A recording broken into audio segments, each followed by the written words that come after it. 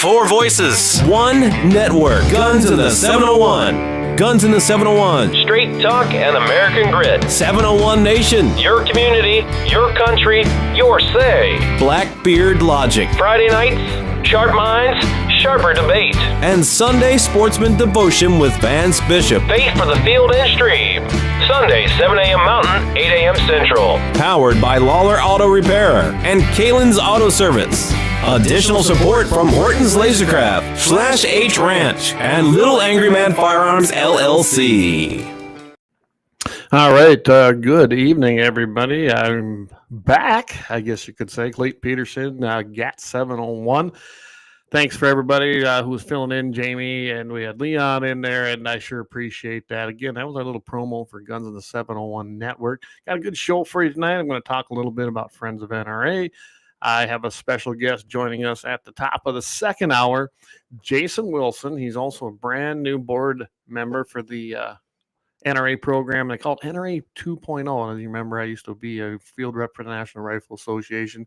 Jason is the owner of Lucid Optics. I've known him a long time. By the way, has a great, and I'm talking a great long-range clinic if you're ever looking to brush up on things. So got a great show coming up with you. Of course, I'll have a happy ending chronicle at the end of the show. We got going to be jam-packed, I guess. I got a lot of things to talk about, especially upcoming hunting season, game and fish, stuff like that. But before we get on going with that, let's get our intro going here. And here's my sister doing the national anthem just for us here at Guns in the 701. Let everybody get tuned in here, and we'll have a great show.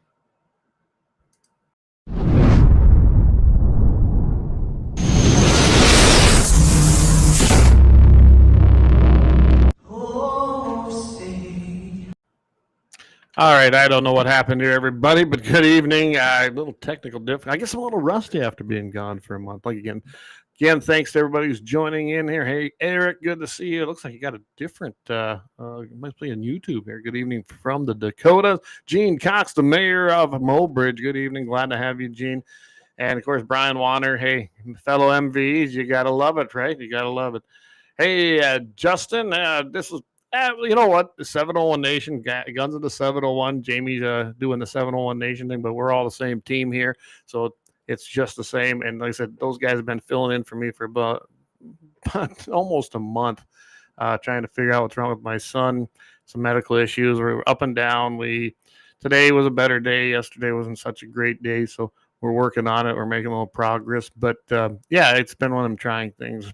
Hey, Dan Brown. He's from the Western Edge over there. Of course, Dan's a great man.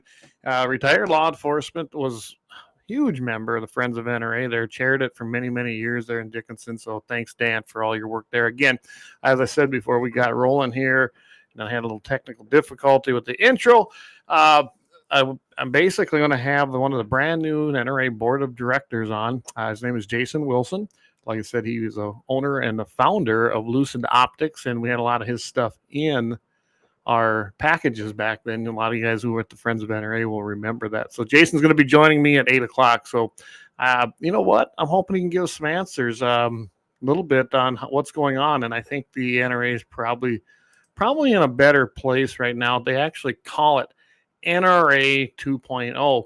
They even got a website out there, nrapresident.com, to be very transparent with its membership. You better be a member, though. You have to have your member number to log in there. But this guy is doing a fantastic job from what I can see. And I'm looking for big things out of there. I'm very, very excited to see what is happening with the NRA. I've been following them, and I think they're on the right track. So with that, everybody, hey, good evening, DJ. He's down in Rapid City, another Friends of NRA guy from back in the day. And I see, speaking of that, just quickly, we have a Friends of NRA, and I'll plug this a couple times, Friends of NRA event coming up in the Piedmont area. Actually, I think it's Rapid City, but Piedmont area coming up here on November 7th. It's a free open house at the range, and it looks like to me it's a big gun bash giveaway. So you buy a ticket, but you can come in and you can go Nate Brown. You can contact him. He's the field rep. He's out of Wyoming, 307-823-3948. And if you hit the friendsofnra.org website, you should be able to see her at friendsofnra.com. Anyway, hit the NRA website. You should be able to see all the events. Bismarck, Mandan, they already had their event, so no more events for the rest of the year in North Dakota, and there's nothing else scheduled in South Dakota. So anyway, I think we got all of those things taken care of. Hey, Mr. Blackbeard. Hey, Leon, glad to have you listening. It's good to be back. I was excited to do this show tonight, and I'm going to jump right into it. So, game and fish. Let's just put it this way. I had an interesting call yesterday from a gentleman.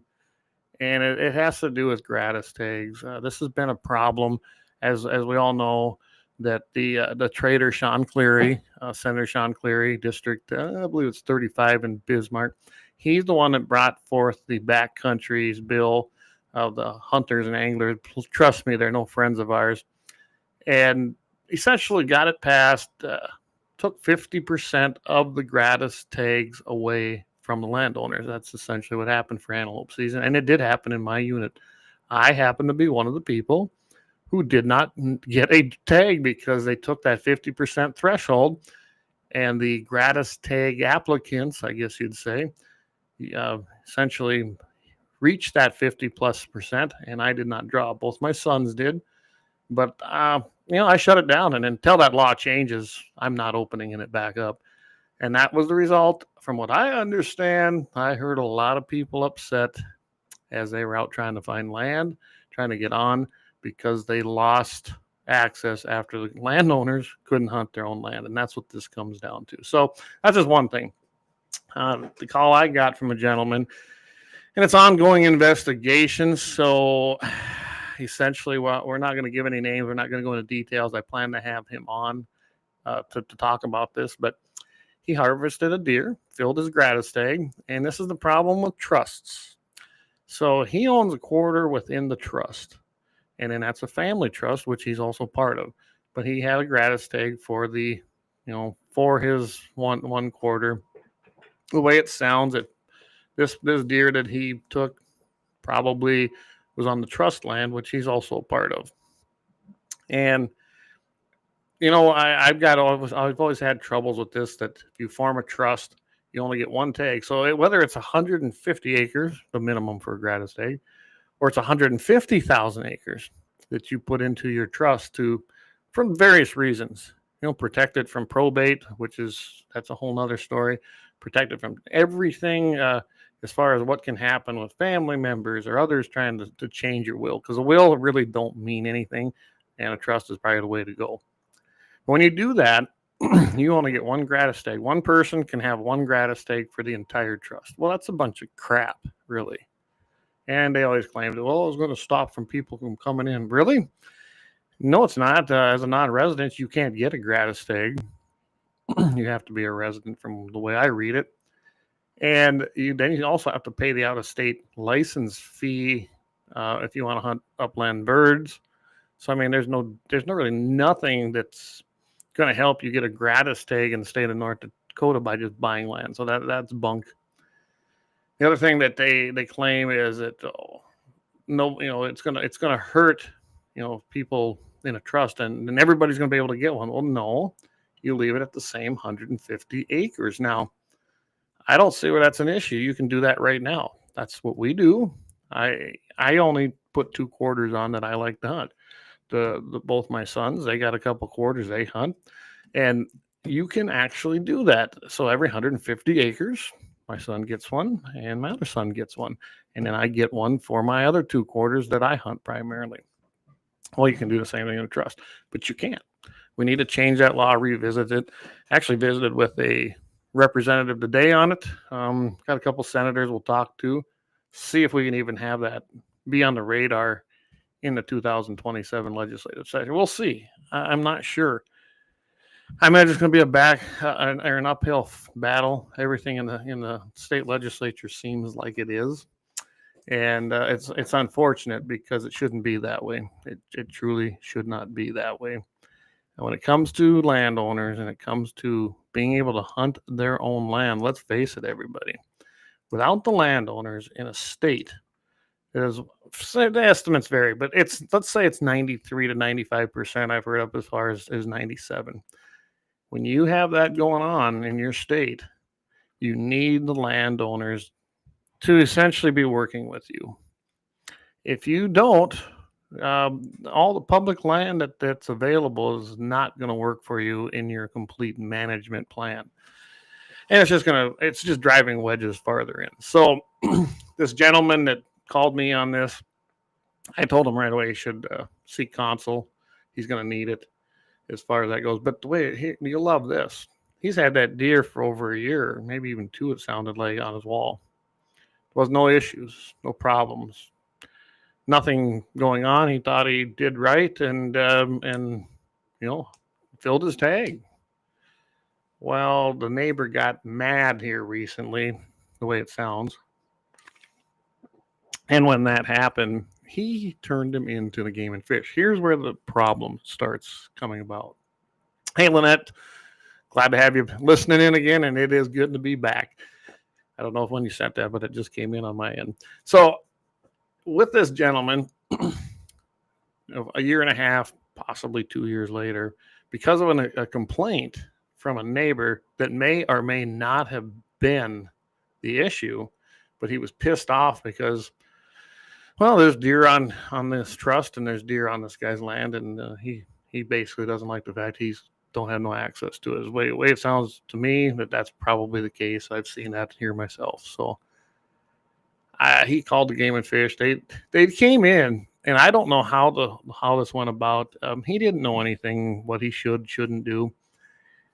They supposedly had, first they come in, guns a-blazing. They didn't call him. They didn't talk to him. They just showed up. Well, even I bet Dan can attest this. When you're running an investigation, I would think you'd want to talk to both parties and get written statements and interview them, and then move on your way. And then you'll just, you probably decide on what you're going to pursue at that point. Well, they showed up somehow with a warrant for the guy's phone, not to enter his property, but for the phone. Unfortunately, when they asked him if they could enter his home, he said yes, which I advise never doing that. Whether you've done anything wrong or not, no, I would never let anybody. No, I would not do it. Go get a warrant. If you got reason to come in, you'll get a warrant. A judge will give you one, and then we can talk. That's the way it's going to go with me. So anyway, this went on, and he answered a lot of questions he shouldn't have. Always why you should always have an attorney present when you're talking to any law enforcement person. And that's my personal opinion, but it is what I would recommend to anybody and everybody. Not that you've done anything wrong, but it's the way things can be twisted in interrogation and interviews. They're trained to do it. They're trained. They're doing their job. They're trained to try and get as much information as you can. So take your Fifth Amendment, exercise your Fifth Amendment, and do not do anything. Remain silent. Get an attorney and go from there. Now, I don't know what's going to happen, but he did this. The phone he had at that time wasn't even one that's being used anymore, but he let them have that phone, which there's just a whole bunch of things that went. It was the whole procedure, the way the Game and Fish showed up. And they came with several guys, the way it sounded, like this guy's a hardened criminal. And he was very pleasant. He didn't, he did it right. He didn't get mad. Probably reacted better than I would have, because I do know my rights. So I'm sure it would have escalated quickly. But I don't know where this is going to go. When you look at the trust lands versus other land, if it's a piece of private property deeded to you, if you have a trust, and I've said this before, if I get a gratis tag, I should be able to hunt the entire place that we own in my unit, of course, without having to list every single piece. Same with my sons. I mean, if you can have one every 150 acres, we have more than that here to cover that requirement. Why can't each of us just get our gratis tags and hunt our entire place? I'm not talking public land. I'm not talking the neighbor's land. I'm talking our own owned land. And that's the problem. I don't see an issue with it. I don't know why they wouldn't want that.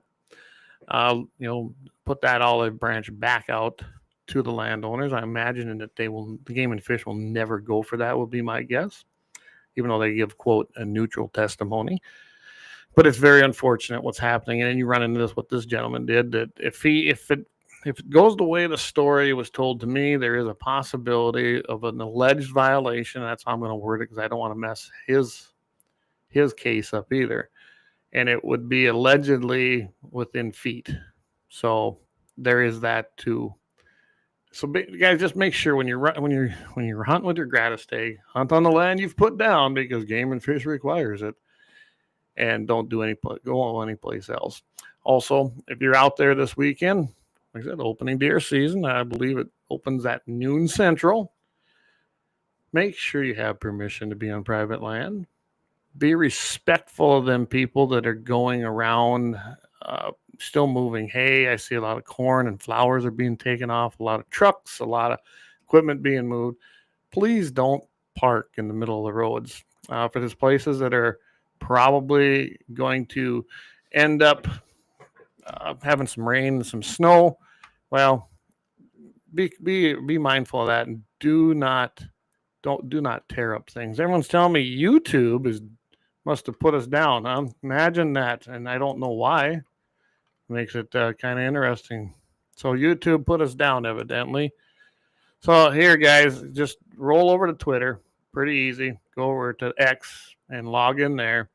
And I imagine Facebook's is up and running. I haven't checked it out. And I can't tell you why. I have no clue why they'd have done that to us as far as taking us off YouTube. I don't know what we would have done. Facebook's up and running. So go to GAT701. You can hit us there too. Unbelievable. YouTube's at it again. I can tell you right now, YouTube pisses me off so bad. So we are still on. You can go to 701 Nation JD on YouTube. Go over there, 701 Nation JD. Or you can also go to the Guns in the 701 backup, which is going to be the Shootist 93. Just go ahead and search that, the Shootist 93, and you will be able to hop on there. Like I said, the Twitter feed working like a charm, like it always does. No problems there. Go hit the Twitter feed, and we can monitor things from there. So Eric says he's on YouTube. So yeah, I don't know. I guess I don't know what to tell you guys, but it looks like the main YouTube is down. It really is, and I don't know why. I really can't tell you what they have decided we've done wrong now. It says, please wait up to 24 hours until it enables our live streaming on your channel. So don't know what happened, guys.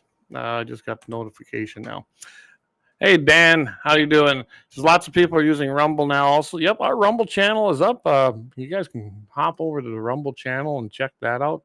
It's always working. We can't see your comments. That's the disadvantage for that. But we are over there on Rumble. Just hit Guns in the 701 and do a search. You should be able to find us. We generally pop up pretty easy over there. So go check it out.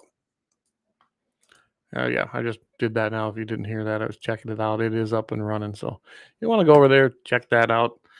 Oh, unfortunately, hey, Leon, you have it under Blackbeard Logic, and I didn't realize that changed on our live stream template and our feed. So my apologies, everybody, but just hit the live button, and we are there. It's mislabeled on the one channel. So we have Guns in the 701 is up, and then, of course, our other one is Guns in the 701 as well, hosted by Clayton Peterson. So you can go check them both out. We are on Rumble. I just won't be able to see your comments very, very often. I check them once in a while. So yeah, Lynette says, I'm on YouTube. So I don't know what to tell you guys. I did go check our main one out. I don't know which one you're on. It looks like a lot of people are switched over to me on the on the backup as well. So I couldn't tell you. Some are on, some are not. I'm on Jamie's, I guess, and that's fine. Brian said he's on there. I don't know what to tell you. Lynette, those guys that are on YouTube right now, see which one you're on. If you're on the guns, which would be at guns in the 701, or if you're on one of the backups. I'm curious to see which one you guys might be on. So go check it out if you would, and let me know, because it doesn't surprise me what's going on with CommieTube. All right. So getting back on the game and fish and the hunting season. Deer season's like a national holiday here in North Dakota. And I'm telling you right now, be courteous, be kind, and please do not trespass on land. That's the big thing. I can tell you right now, in my unit 6A, there was way more tags let out than should have been. It's just a simple fact of it. They went way too more out. I'm sure they think it's because of CWD, which, by the way, I've never seen anything die of CWD naturally here. The ones that have been tested in a big bin of heads that, real scientific there. And they found a very minimum of those that have tested positive, supposedly. But there are not the deer populations out here that they release tags for. And there's not that much public land in 6A. There's really not. So if you're, like my area here, there's just right in my immediate place here, there's essentially 2 quarters and an 80. That's it. Right, that come up to me. It's not a lot of land, and I watch it just get hammered and hammered and hammered and hammered. And it's like, man, why wouldn't you have done some homework? And these people show up. They have talked to nobody. They show up just wanting to then get access. And I can tell you right now, I give no access to anybody that pulls up, Ducks Unlimited, Pheasants Forever, any of the fur fish and feather groups, except I will tell you this, Wild Turkey Federation and Delta Waterfowl have always been pretty much with us on every issue in the legislature. So they even stood up for property rights in 2019 when we were trying to make everything posted. So they get it. So those guys would not be eliminated from my requirements. But all the rest of them, yeah, I've turned people down because of that, because I'm telling you right now, if you're not going to stand for private property rights, you're not going to get access to a lot of, not just mine. Drive out here. You'll see the signs. They're everywhere. So, like I said, get permission. Make sure if you're on the muddy roads, if you got mud and snow in your area, please don't tear them up. We use them roads every day. And don't park in the middle of the roads. Like I said, there's a ton of people out there. They're bringing in corn right now. They're bringing in those soybeans. They're bringing in sunflowers, whatever it might be. Don't park in the middle of the roads. These are used roads by the local people that are moving grain, moving cattle. Yeah, it's a lot of cattle are moving too. So don't park in the middle of roads. And getting on the side on a steep, narrow road don't do much good either. This equipment's big. Find an approach, please. I mean, I'll tell you right now, there was almost an accident here last week. Guy parked in the middle of the road on the bottom of a hill just over the crest. And a truck, a big semi with a big cattle pod, darn near rolled into him. It does happen. These roads are narrow out here, so just use some common sense. All right, with that, we're coming up about 7:23. I'm gonna take a quick break here because I want to go check some of this stuff out that you guys are talking about and see what's happening with the YouTube side of it. Some people are on, some are not. But let's thank our sponsor, especially LAUER Auto Repair, right down there in Bismarck at 309 South Washington Street. You do not want to miss out there on some great service. Hey, Doug can fix it all. So we want to thank them for being with us since the very beginning of the show. So we are powered by LAUER Auto, but hey, stop in at any of them, and thank these guys for basically being on board with us from day one. So some of them come on since, but we can't do without them. So let's take a quick break. We'll be right back after a few words from these sponsors.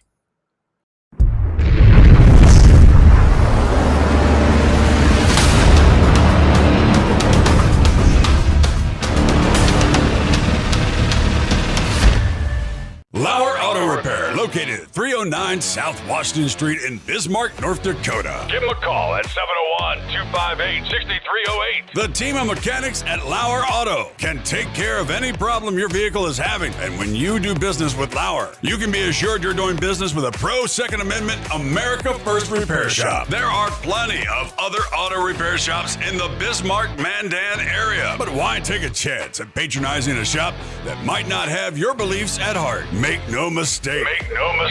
Lauer Auto is your pro Second Amendment repair shop. When you talk to the guys at Lauer Auto, don't forget to tell them that you heard they are a sponsor of Guns and the 701 and that you appreciate their support of our pro Second Amendment, pro North Dakota live stream and podcast. That's Lauer Auto Repair, 701-258-6308. 701-258-6308. Located 309 South Washington Street in Bismarck, North Dakota.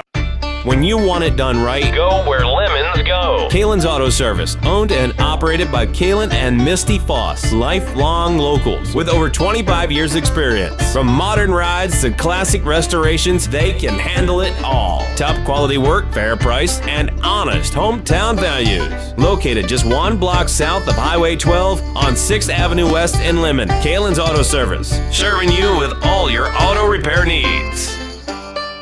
For the best gun gear for every and any situation, Little Angry Man Arms LLC has you covered. Top-notch guns from top-name brands like Winchester, Glock, Sig Sauer, and Ruger to essential extras from Magpul's, Streamlight, Hollow, Sun Optics, and more. Little Angry Man Arms LLC have everything to make your shooting adventures a success. Visit littleangrymanarms.com today and gear up for your next big hunt, competition, or home defense. Don't miss out on our exclusive deals. Little Angry Man Arms LLC, based in Trail City, South Dakota, your ultimate hunting partner. At Horton LaserCraft, we believe in the power of personalization. Whether it's a cherished memory, a special occasion, or a unique gift, our custom laser engraving brings your vision to life. Our expert craftsmen and state-of-the-art technology ensure every piece is a work of art. From personalized decor to one-of-a-kind keepsakes, Horton LaserCraft makes every moment unforgettable. Horton LaserCraft is owned and operated by a local veteran and his wife located near Thunderhawk, South Dakota. They provide custom laser products at a reasonable price, and their turnaround time is fast and efficient. Custom board cutting, glassware, decanter sets, mugs, assorted stainless steel jewelry, assorted tags, decor, custom acrylic nightlights, and much, much more. Call them up at 605-545-7535. Horton LaserCraft, where memories are engraved.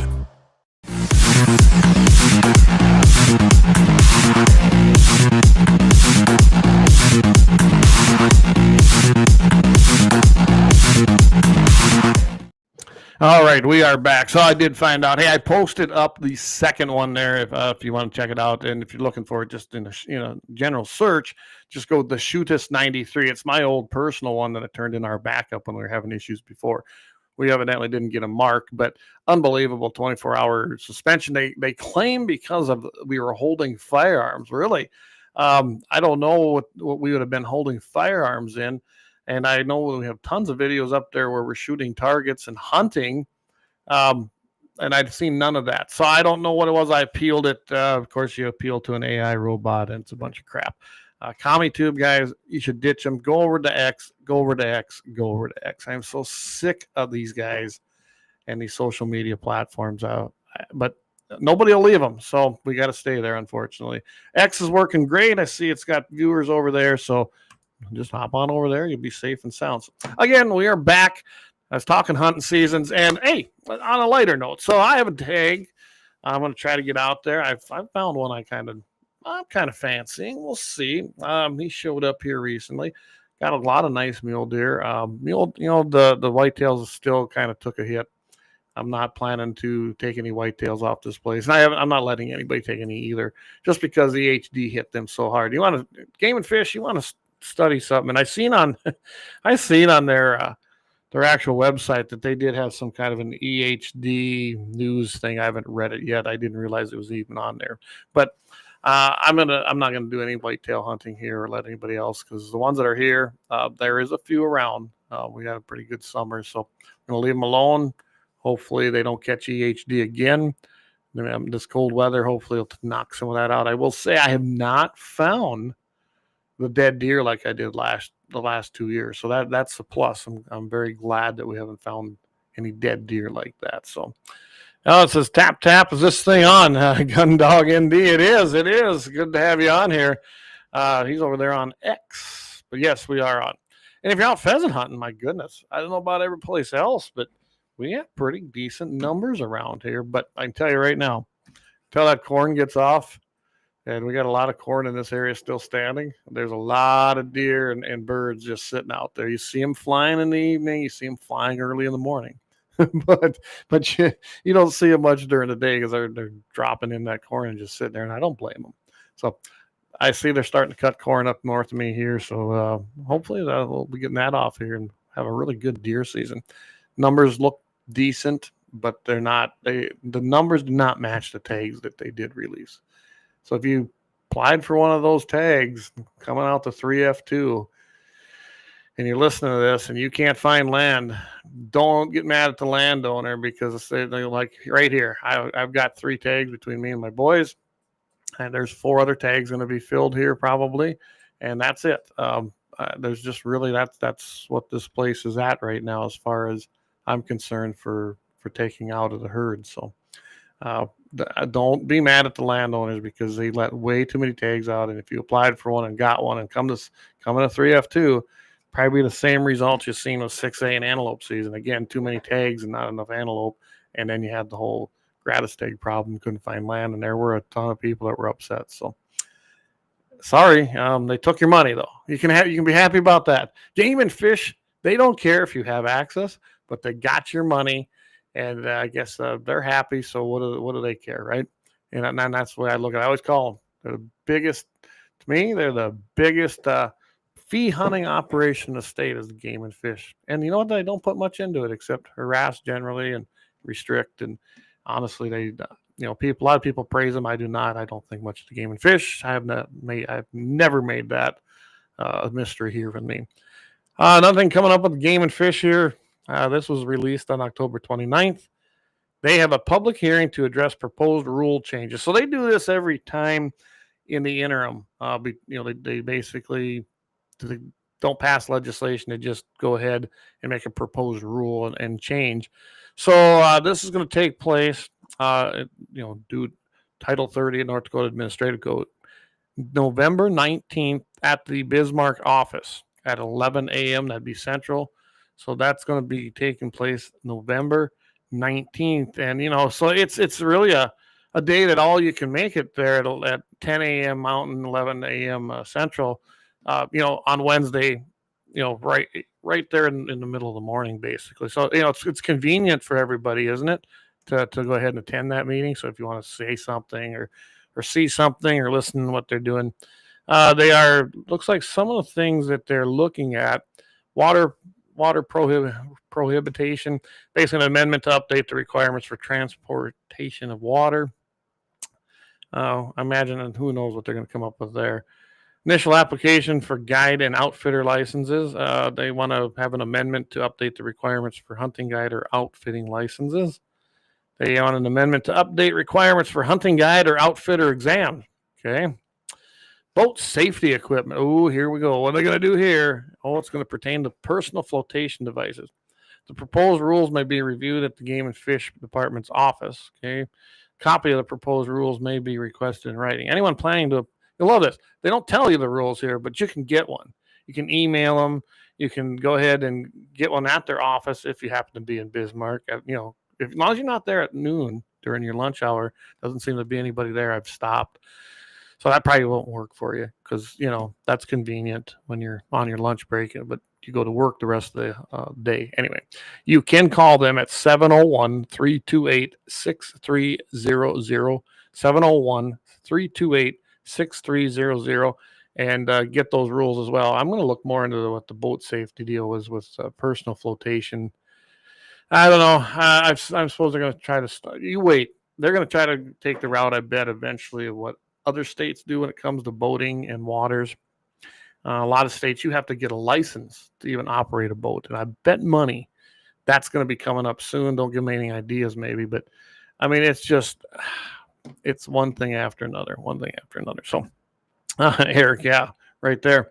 He says, make sure you have your fire extinguisher in your boat because after all, you are on the water. Yeah, I hear they've been enforcing that quite regularly down at not just in North Dakota, but down at Shade Hill for crazy things too. And I mean, I can tell you right now, back in the day, my little 14-foot aluminum with, it was motorized. I never had a fire extinguisher on there, and I think you have to have that on there now, don't you, Eric? You have to let me know.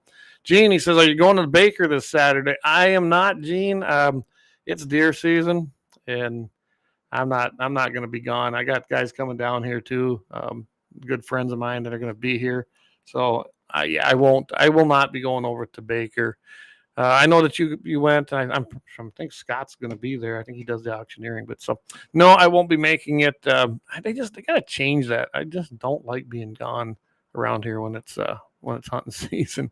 Eric says, "Yep, 14 foot. Now you got to have a fire extinguisher." And I hear they've been crazy there, as far as down there at Shade Hill, south of Lemmon. So anyway, again, you can go to this meeting. It's taking place November 19th at the main office, Game and Fish. It's over there on the expressway. If you know Bismarck, it's just, go, if you're coming in on the expressway on the south side, just follow it all the way around. You go around the curve, the prison's over there on the left side or the north side, and then just head straight up. You can't miss it. The property butts right up to the prison yard, and they got their big building right there. Gene says, yeah, it's not my deer season, so I'll go over. Yeah, I think South Dakota opens up the next weekend, if I remember right. I think we opened the weekend before, and I think Tribal's been open, but I don't hunt Tribal season, so I couldn't even tell you. All right, enough of the Game and Fish stuff. I always have to go on there and see the things I see because I do not think they do a good job. Now, the fisheries, that's different. It seems like we got pretty good fishing in this state. But I can tell you right now, as far as when it comes to the hunting, I think they've done a horrible job. And there's a lot of reasons game populations are down. And it's not all because of the habitat. That's part of the equation. That's a whole nother subject for another show. But I do believe some of this is due to some of the modern farming practices, especially by eliminating some of them on this place, and I've seen the uptick in the wildlife. I'm about positive now that they are, but that, like I said, that's a whole nother another segment, and I'd love to have some other people on here and have a great roundtable on that because it's partially habitat. There's a lot of habitat out there by people like me. I don't take no money for it, and I don't need a partner, and I don't want their money. I'm not going to enroll in a program, but I do have places where I'm not cutting. Places where we're putting in trees, things like that, where put in a food plot, do it all on my own because I don't need anybody's money to help me out and then tell me how to do it. I'm not interested in having a partner. I just am not. So I always ask the landowners, if they weren't getting paid, through a federal program or from one of the fur, fish, and feather groups or whatever it might be, would you do this so-called conservation? And they won't. So they only do it if they can get a paycheck out of it. So that isn't really conservation, is it? And then they'll probably start a fee hunting operation with the environment they created to create all this wildlife, be my guess. But I don't do that. I do think it's a good idea. I think you should do it. If you own land and you like to hunt, absolutely get out there and make it the place. You can have a functioning operation like we do here. We got a cow-calf operation and still have hunting ground that's great. It holds game and is sustainable for game, and you can have a great time. To me, that's probably the true conservationist right there. There's no reason you can't have a fully functioning operation and not participate in government programs. I mean, there's no reason for them. You don't need them. You can do all this on your own. If you're doing things right, you can do it on your own. If you actually give a damn, you'll do it on your own. You shouldn't have to be paid to do it. All right. I know Jamie is going to be hitting deer season. That's his big thing up there. I got to put this out there for him. I know that his dad's been diagnosed with cancer, and we want to just send some prayers out to his dad and make sure that everyone's got him in his thought and got him in your thoughts, because that's a tough thing, and hopefully the docs can help him about and at least go out there and have a great time this weekend hunting deer. I mean, come on, it's deer season. Go have some fun. Hey, Leon says, like the mob, you take the money and leave the cannoli. Yeah. Take the money, leave the cannoli. Yeah, if you haven't seen The Godfather, go watch it. It's a fun show. But yeah, absolutely. And that's what they do. Game and Fish, I can tell you right now, I see so many private operations that manage wild game on their places, whether it's high fenced or not. They have an operation, and they both exist. It's your private property. Do what you want. And they do a much better job. They always have the best deer. They have the best places to hunt, and they do it privately. Again, private industry generally, without interference of government, always will do something better. And it's no different on a cattle operation, on a farming operation, on a hunting operation, or a mix of them. Do it yourself, and you'll never regret it. Plain and simple. And the conies, yeah. Exactly, Leon, exactly. So, all right, we're coming up here about, I'm taking a few breaks because I think we got to save our sponsors and keep them on board. And yes, I'm a little rusty, everybody. There's no doubt about it. I can see it. I can feel it. But we're going to take another quick break. Again, thank our sponsors. And we'll be right back with another segment. And then at the top of the hour, hopefully we'll have Jason on board.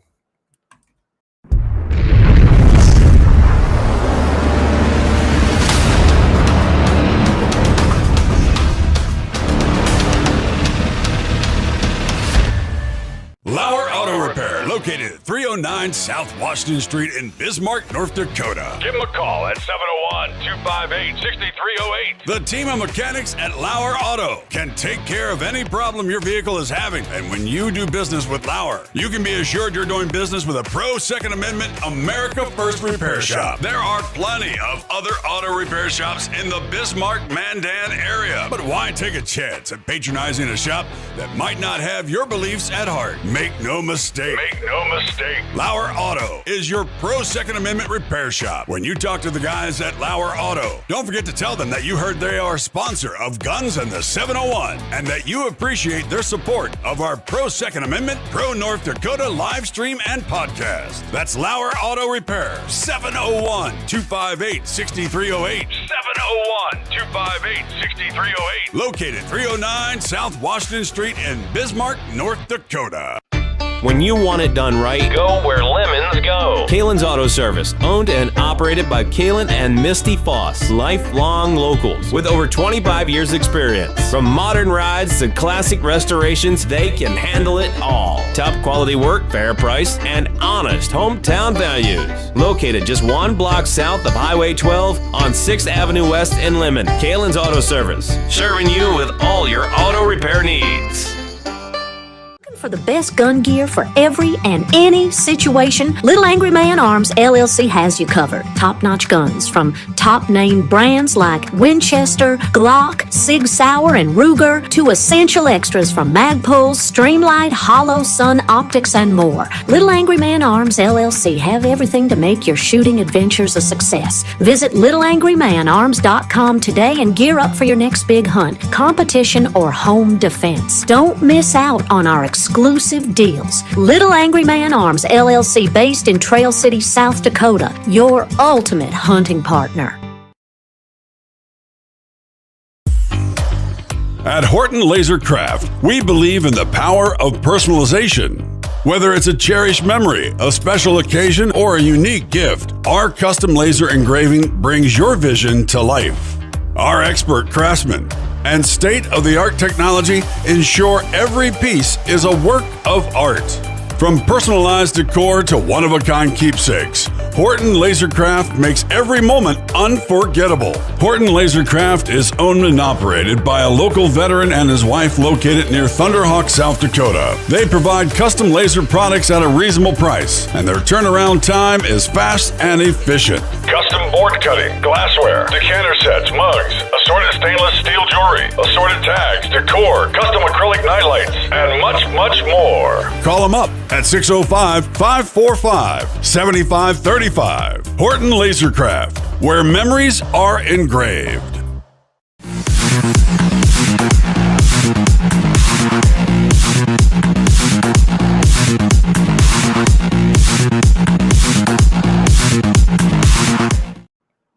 All right, we are back. I did find out, I was able to find some of the things they're going to be talking about. Boat safety equipment, of course, they want to put in there, they're changing some language. All motorboats less than 16 feet in length and all non-powered vessels rather than boats now. So I suppose that means everything. Must have a United States Coast Guard approved device labeled as a Type 1, 2, or 3 and 70 more newtons. Basically, a life jacket. So any vessel, whether it's a jet ski, whether it's a paddleboard, I imagine. I mean, they say vessels. There's no exclusions on there, it doesn't look like. So, yeah, just so everybody is aware of that. Fire extinguishers, motorboats of less than 26 feet in length need no fire extinguishing equipment unless the boat has a double bottom, not sealed to the hull, and not completely filled with flotation material. Also, unless it has a closed storage. I mean, there's a whole bunch of restrictions here. So it looks like it's kind of what I figured. It's going to be mostly on a life vest, and they're going to apply it to everything the way it looks like now, just so everybody knows. That's coming up for North Dakota.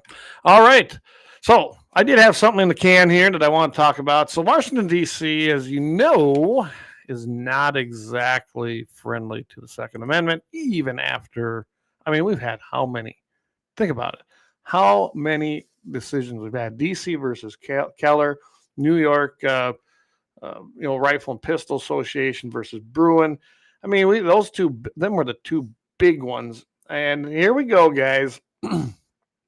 Districts done all it can to disarm law-abiding citizens. And this is what the Trump administration revealed is the true crime problem in Washington, D.C. It's why President Trump declared a state of emergency. I mean, that's why he did it. He saw what the crime numbers were. So let's just give you a little bit of those numbers and show you that this is exactly why. Now, remember, little Chucky Schumer, Democrat, commie, he basically comes out and he says, I walk around all the time. I wake up early in the morning. I feel perfectly safe. And Republicans who voice concerns about safety, they're just full of it. That was his remarks as to when President Trump took it over, because it's just the safest city around, right? Well, not so much. So the Crime Prevention Research Center, if you don't know what they are, that's John Lott Jr.'s organization, and he's the one that, he wrote More Guns, Less Crime. He's got a ton of books out there. They went ahead and did the numbers on Washington, D.C. So the report, when they got done with the numbers, and this is, remember, D.C. actually has a problem too as far as reporting.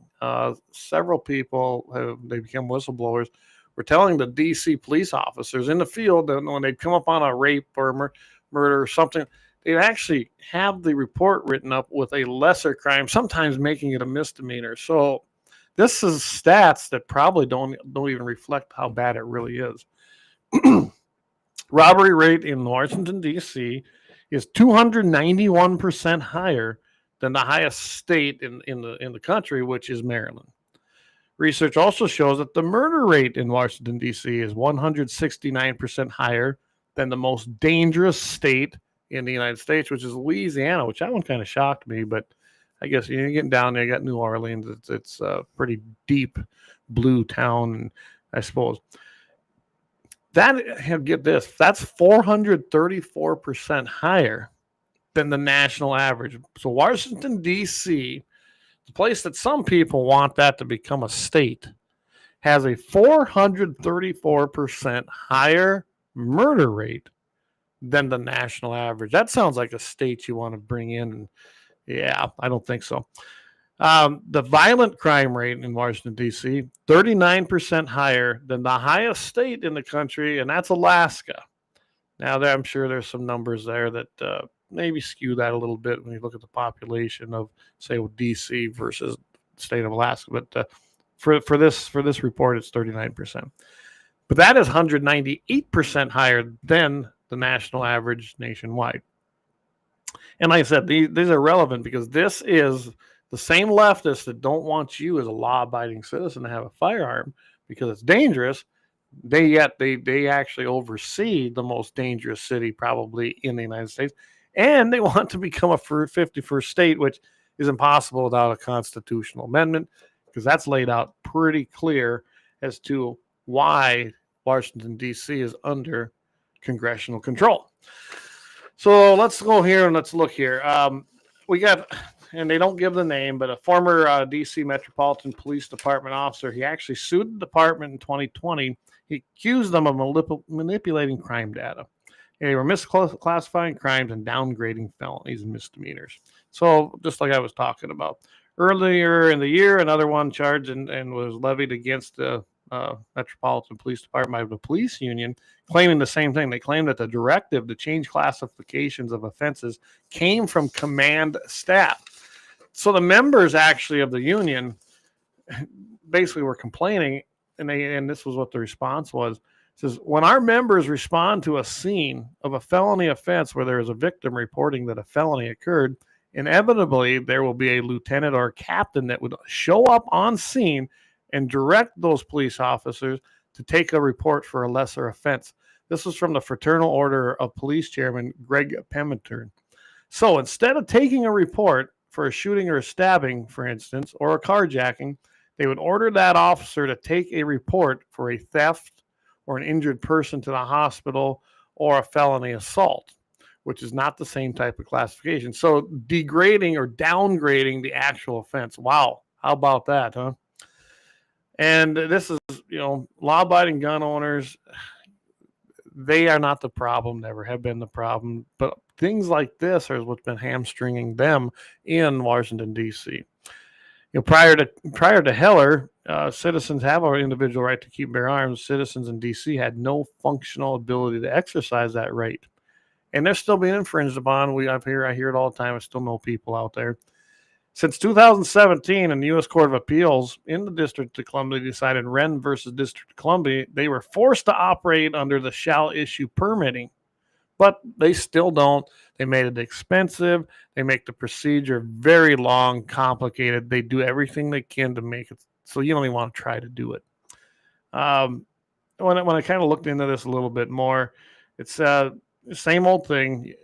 The Democrat mayor, which is Muriel Bowser, Democrat, she basically said, you have a mayor who hates guns. She said that right after she took office. So your elected mayor, I imagine we got one of them in New York now too coming in, but said that you have a mayor that hates guns. If it was up to me, we wouldn't have any handguns in the District of Columbia, and I swear to protect the Constitution and what the courts say, but I will do it in the most restrictive way possible. Wow. So she took an oath to the Constitution. She swears to protect it, but she's not going to enforce it. She's not going to follow it. She's going to actually put roadblocks up to guarantee the rights of the Constitution to its citizens. And that's what she basically did. So, Trump under, and I want to read this. Article 1, Section 8, Clause 17. This is in our Constitution. Congress shall have power to exercise exclusive legislation in all cases whatsoever over the district not exceeding the 10 miles square, as may, by cession of particular states and the acceptance of Congress, become the seat of government in the United States. So what I just read there, that completely makes the District of Columbia, that 10 square miles, the ward of the Congress. Okay, just to put it in simple terms. Congress dictates to them. Now, they did make a home rule. They let the home rule in 1973, the Home Rule Act. But it doesn't matter because it still was created just to let them have a mayor and have a city council, to kind of govern as themselves. It's almost like a reservation system. Yeah, but actually the reservations probably got more rights because they're considered sovereign by the federal government. So they're still a ward of the feds as far as the District of Columbia. they definitely are only allowed to have these privileges, and they can take them away anytime with them. And I like how they put it. Washington, D.C.'s local government is a creation of and exists entirely at the pleasure of Congress and the federal government. And that's absolute truth. So President Trump was well within his means to go ahead and take power, declare an emergency, and he's cleaned it up. You'll love this. Carjackings went down 87% in the first weeks of the federal takeover. And, you know, I'm hearing that from people I know that live out there. In fact, Gene probably can tell us. I know his daughter's working out there now, too. So here, you have to excuse me for a minute.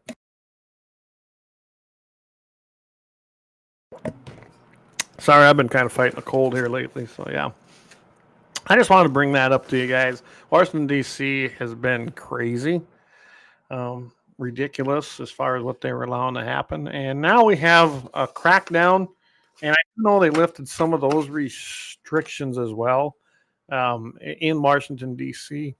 as far as getting your permit. So that's great news out there.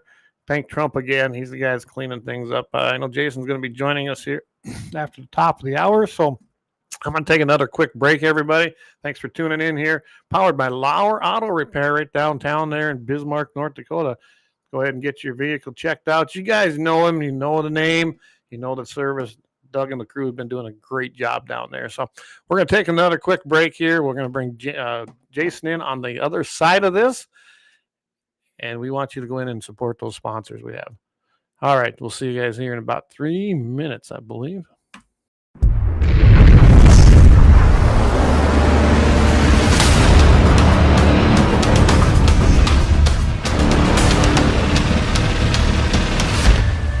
LAUER Auto Repair, located at 309 South Washington Street in Bismarck, North Dakota. Give them a call at 701-258-6308. The team of mechanics at LAUER Auto can take care of any problem your vehicle is having. And when you do business with LAUER, you can be assured you're doing business with a pro Second Amendment America First repair shop. There are plenty of other auto repair shops in the Bismarck-Mandan area. But why take a chance at patronizing a shop that might not have your beliefs at heart? Make no mistake. LAUER Auto is your pro Second Amendment repair shop. When you talk to the guys at LAUER Auto, don't forget to tell them that you heard they are a sponsor of Guns and the 701 and that you appreciate their support of our pro Second Amendment, pro North Dakota live stream and podcast. That's LAUER Auto Repair, 701-258-6308. 701-258-6308. Located 309 South Washington Street in Bismarck, North Dakota. When you want it done right, Go where lemons go. Kalon's Auto Service, owned and operated by Kalon and Misty Foss, lifelong locals with over 25 years experience. From modern rides to classic restorations, they can handle it all. Top quality work, fair price, and honest hometown values. Located just 1 block south of Highway 12 on 6th Avenue West in Lemmon. Kalon's Auto Service, serving you with all your auto repair needs. For the best gun gear for every and any situation, Little Angry Man Arms LLC has you covered. Top-notch guns from top-name brands like Winchester, Glock, Sig Sauer, and Ruger to essential extras from Magpul's, Streamlight, Hollow, Sun Optics, and more. Little Angry Man Arms LLC have everything to make your shooting adventures a success. Visit littleangrymanarms.com today and gear up for your next big hunt, competition, or home defense. Don't miss out on our exclusive deals. Little Angry Man Arms LLC, based in Trail City, South Dakota, your ultimate hunting partner. At Horton LaserCraft, we believe in the power of personalization. Whether it's a cherished memory, a special occasion, or a unique gift, our custom laser engraving brings your vision to life. Our expert craftsmen and state-of-the-art technology ensure every piece is a work of art.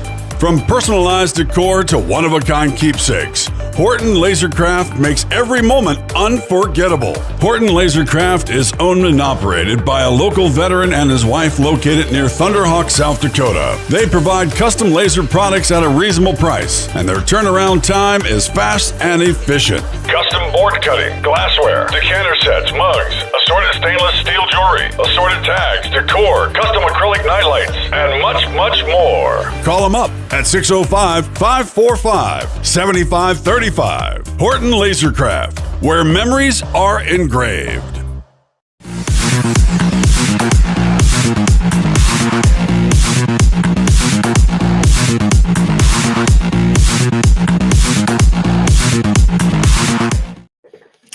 All right, we are back. Can you hear me, Jason? Can you hear me? We got you. We got him on, everybody. All right, so we are back. Thanks to our sponsors again. We'll keep the lights on. You know how that goes, don't you, Jason? I do.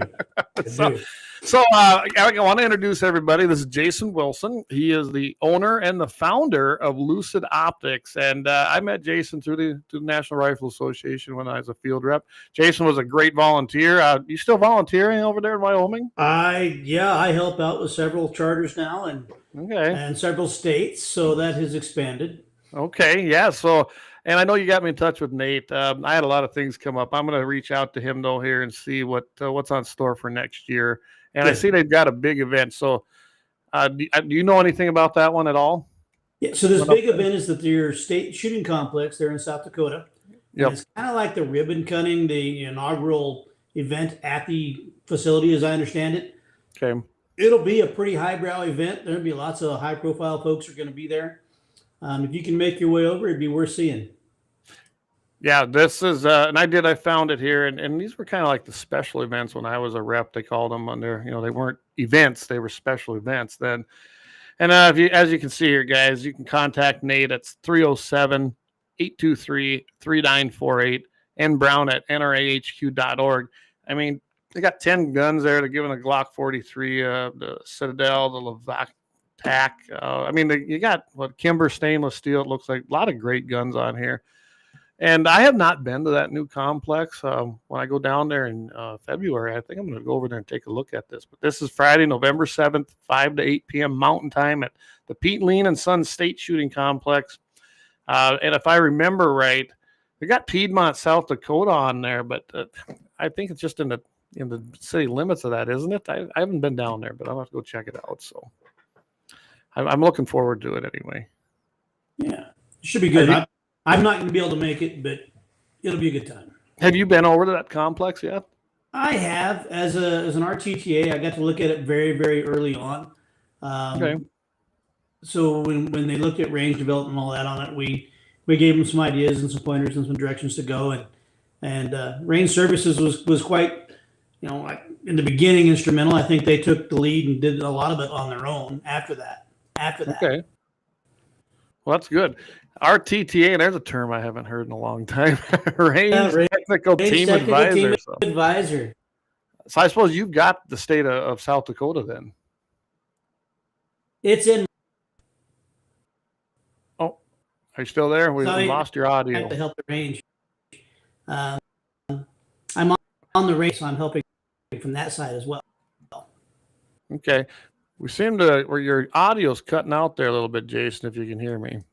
I don't know. Hear you. Can you not hear me? Unless it's just on my end, but hopefully not. So, all right, Jason. Well, so Jason, he has been elected. As everybody knows, that there's been some issues with the National Rifle Association. I've always stayed true blue to them because it's not the organization as a whole that was having these issues. It was pretty internal. I think I even saw some of that stuff when I was there. And I retired in 2015, so it's 10 years since I've been there. But I remember Wayne was there and that whole crew and Kyle and I don't know about you, Jason, but I know you were involved a lot with us there at the Friends program. And I think we were all seeing some of these things. And I love what's happened. They call it NRA 2.0. I think that's what the new president's calling it, isn't it? It is. So it is the reform movement. Okay. They want to see the NRA get back on their feet. Through its ideals, get rid of the overpriced suits and the irresponsibility that they used the members. There was only a handful of those folks on the board that were doing, but yeah. Hey, Jason, or now guys they're telling me that they're having a little problem. Would you want to log out and come back in, bud? We're having a lot of trouble it's breaking up pretty bad, your audio. Your video isn't, but your audio is. Which is, yeah, I'll log back. How do I do that? You've got the link yet, don't you?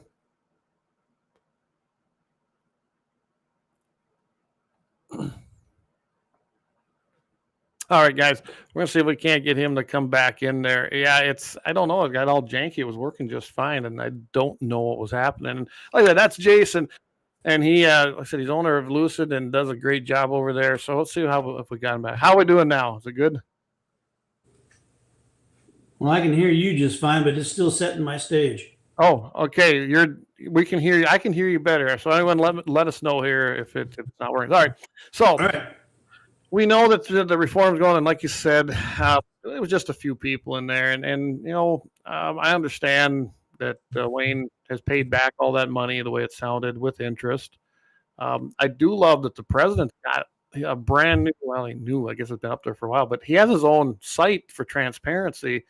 Yes, if you got you guys' membership number, you can hit that thing, and I'm telling you, everything's in there. It's very transparent. If you got any questions, I don't know what more you could need, because he pretty much puts it out there for everybody to see. I guess that's my thought about that. That's a big change. That's been a big push the past couple of years. Mm-hmm. Transparency, membership accountability. Yeah, I'm going to pull it up here. Here's what it looks like, everybody. It's called the President's Forum. And you go to nrapresident.com. He talks about the website. He's got he's got a contact email. I don't think we've ever had that, Jason, where you could just email the president of the NRA. I just don't ever remember seeing that. Well, and I will tell you that Mr. Bockenberg reads every one of those emails. I don't know that he sleeps much. And he responds to a good share of them. So it's likely you'll get a response direct from the president. That's awesome. I mean, because we haven't had that. I know we've never had that. If you wanted to talk to Wayne, even if we were employees, we had to kind of go through our RDs and work up the chain to do that. So we'd see him there at winter meetings, and he'd shake hands and say hi. But really, other than that, we never had no contact with him or any kind of conversations, really. Well, I will tell you, Doug Hamlin, he's getting out and going and meeting people on their turf. Really? Great. He came out to the Kel-Tec grand opening for the Wyoming plant, and we had a kind of a Wyoming meeting with him. He just a down-to-earth guy like the rest of us, and he's very effective. He's getting stuff done at the NRA that hasn't been done in decades. Well, I've noticed, and I've heard this just locally from the guys running matches. They say the range department has increased, 200% in what they're doing for them, in competitions. Yes. And I know that was always a complaint when I was a rep. And honestly, they had legitimate complaints. It seemed like the competition divisions just weren't. I know they were understaffed, and I don't think they were getting the funding from the budgets I've seen. Yeah, I don't think they were getting what they're getting now. It's a big push to take care of our members and the folks that push our ideals forward. Yeah. And that's what it sounded like. I watched, I think there was a YouTube video where the president, he made that exact thing that, basically they're going to take care of the members. And he did. If you go on that president website and you look at the last 8-year archives, he pretty much lays it out there, doesn't he? Yeah. Step by step, where things were, how they happened, what the conditions were of the AG's lawsuit, and how we were making a path forward from that. Yep. True accountability and transparency. It's on a stage like I've never seen before. Yeah, well, me too, and that's why I wanted to get you on here, because NRA is coming up. We got a new annual meeting coming up here. I think there's going to be another wave of reform candidates, from what I'm hearing. I know Al Hammond got on there. You got on there. Did Haggard get on there? I can't remember. Haggard's on. Yep. That's what I thought. I remember there was several guys like, hey, it's kind of cool. I actually know board members now. Yeah, there's a pretty fair group of us now that came from the field ops foundation side. Yeah, and you're getting stuff done. Before, it was names that you're like, okay, they were a celebrity. You might know who they are, the Ted Nugents and the Tom Sellecks, but they really didn't get to do a whole hell of a lot, in my opinion. Well, the figurehead board members are kind of fading away. Yep, the celebrity things, they're good for endorsements, but we let marketing handle that stuff now. Right. The board members are really there to go to work. The association has had some problems, and we're digging out of the hole, to be quite honest with you. And they got our plates pretty full right in the ship. So would you say, since all this has happened, have you seen do you know if they've seen an increase in membership? Well, so the industry is overall, it's down. And so, depending on where you take your pin from, membership's down as well. Okay. We're starting to see memberships start to churn and come back because a lot of folks made the promise that if Wayne was gone, they'd come back. Right. If Charles Cotton was gone, that they'd come back. Well, both of those guys are out now, and we're starting to see members come back. We've still got a lot of trust to rebuild, though. So I still hear it every day myself, and of course, like I said, I've never wavered. I didn't drop my membership. Well, I've got a Top Life membership, so, and my boys are too. I just, what I always tell people: listen, if it wouldn't have been for the National Rifle Association, you wouldn't have the rights you have today. Right or wrong on some of the things that happened internally, there's still the 10,000-pound gorilla in the corner. And you're absolutely right. What we've gotten away from in recent years is telling the members what we're doing. Yep. We are still, like you said, the 10,000-pound gorilla in the room, and we've got a half a floor of lawyers that are going to work every day for the rights. Yep. You're seeing all the legislative changes come through. John Comerford's on top of all of that and making great strides. The face of the Second Amendment in this country has never been better. Well, look at the victories that ILA's had. I mean, I don't know how anyone can deny that it was because of the NRA that we were having these huge victories. Granted, some of these other groups like to come and ride the coattails. There's no doubt about that. And I think they all need to be on board with those big lawsuits. But there's been some huge, and they were game changing, like Bruin. That was huge. Bruin was amazing. Yes. That was the one. And I think we're going to see a few more before this is done. Well, and then, we start looking forward to things like the big, beautiful bill coming up, which has opened the door for changing the landscape completely with NFA and ATF. Yes. There's going to be some shocking changes that come as a result of that. Oh, that's great. I'm glad to hear that. I truly am. And, I don't know. I'm guessing you're still in the same camp as we would be when it comes to Trump. I hear a lot of things that people don't understand. They like to hear sound bites, but let's face it, this administration's done more probably for the Second Amendment than any I can remember. I'm 51 years old, so I don't remember too many doing the things that this administration has actually gotten done. And people need to remember the wheels of bureaucracy run very, very slow. And I can tell you there's roadblocks everywhere being put up in front of them just on the little things they've accomplished. Agreed. I look at what Trump's done just with the DOJ, and I know a lot of people are upset with Bondi or they're upset with Kash Patel. Well, for one, they can't tell you everything. Okay. We know that, that, we all know that, right? Just like you can't tell us everything that's going on because right now that's just not great public information probably. There is information that is for public digest, and there's information that's not. It'll come out eventually. Yep. Don't lose faith. But there's some things that are just better kept quiet. Absolutely, and they have to be that. Well, we used to do that within our own. We couldn't say certain things because we were working on deals. Something really cool. Like remember when the Kel-Tec PMRs came out? They were a brand new gun.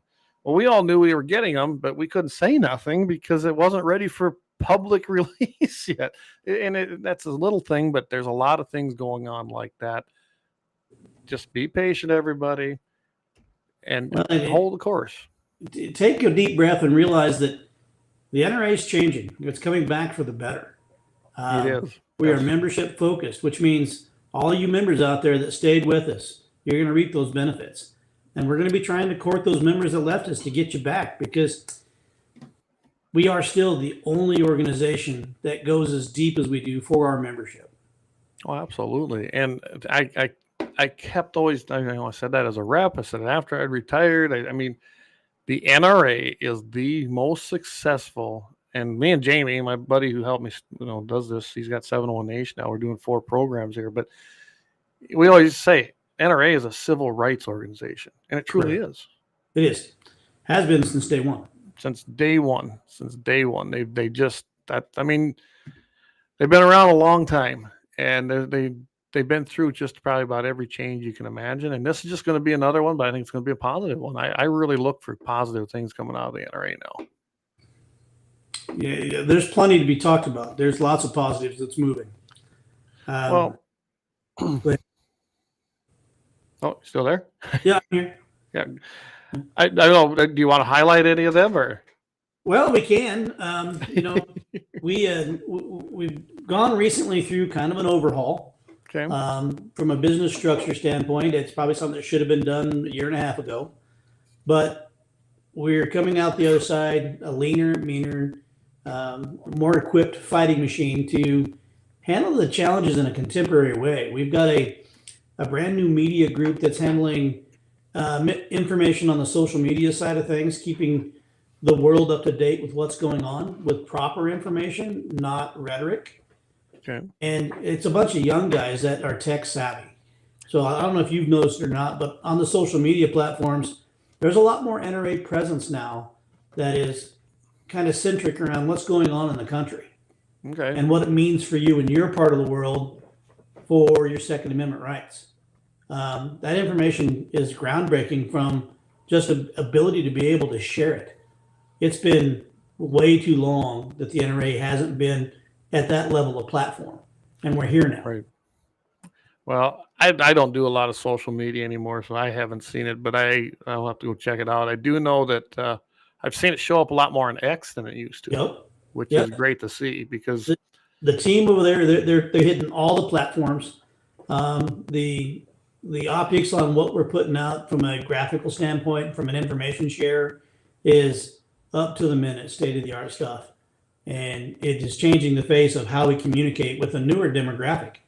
I mean, the Gen Z guys, they don't even know who we are. Well, so we're yeah. trying to re-educate a whole group of people in this country about the Second Amendment, what it really means for them. Right. Well, let's see here. I'll pull something up here. And this was one they had pinned up there. And I believe this had to do with the Dammy thing, which we all know how that went. So let's pull that up. It's just one of the videos I'm seeing here now. And I'll go ahead and play that for everybody. Yeah, go ahead. I echo the call from Governor Hochul for a nationwide ban on assault rifles. He is now going to be New York City's next mayor. Gavin Newsom is proposing something never done before on gun control, having states work together to pass a U.S. constitutional amendment on guns. I'll issue the open invitation, come together and let's ban assault weapons. Changes to magazine capacity and what's permissible for magazine capacity, a ban on large capacity magazines. Projected winner, Democratic nominee, former member of Congress, Abigail Spanberger. We do not need assault weapons. We do not need high-capacity magazines. I believe we need to reinstate the assault weapons ban. Waiting periods, cracking down on trafficking, and banning assault weapons. Democrat Mikey Sherrill has defeated Republican Jack Ciattarelli.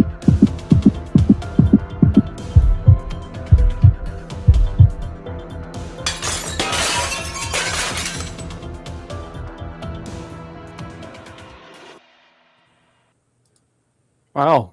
Yeah, that's kind of nice to see. They're thinking, aren't they? They're finally getting out there. And we didn't see this before, honestly. I always thought they were lagging behind when it came to things like midterms or elections here lately. And, well, we all kind of know why. So I'm glad to see this kind of stuff, Jason. Well, and that messaging you just watched, that hit a couple days ago.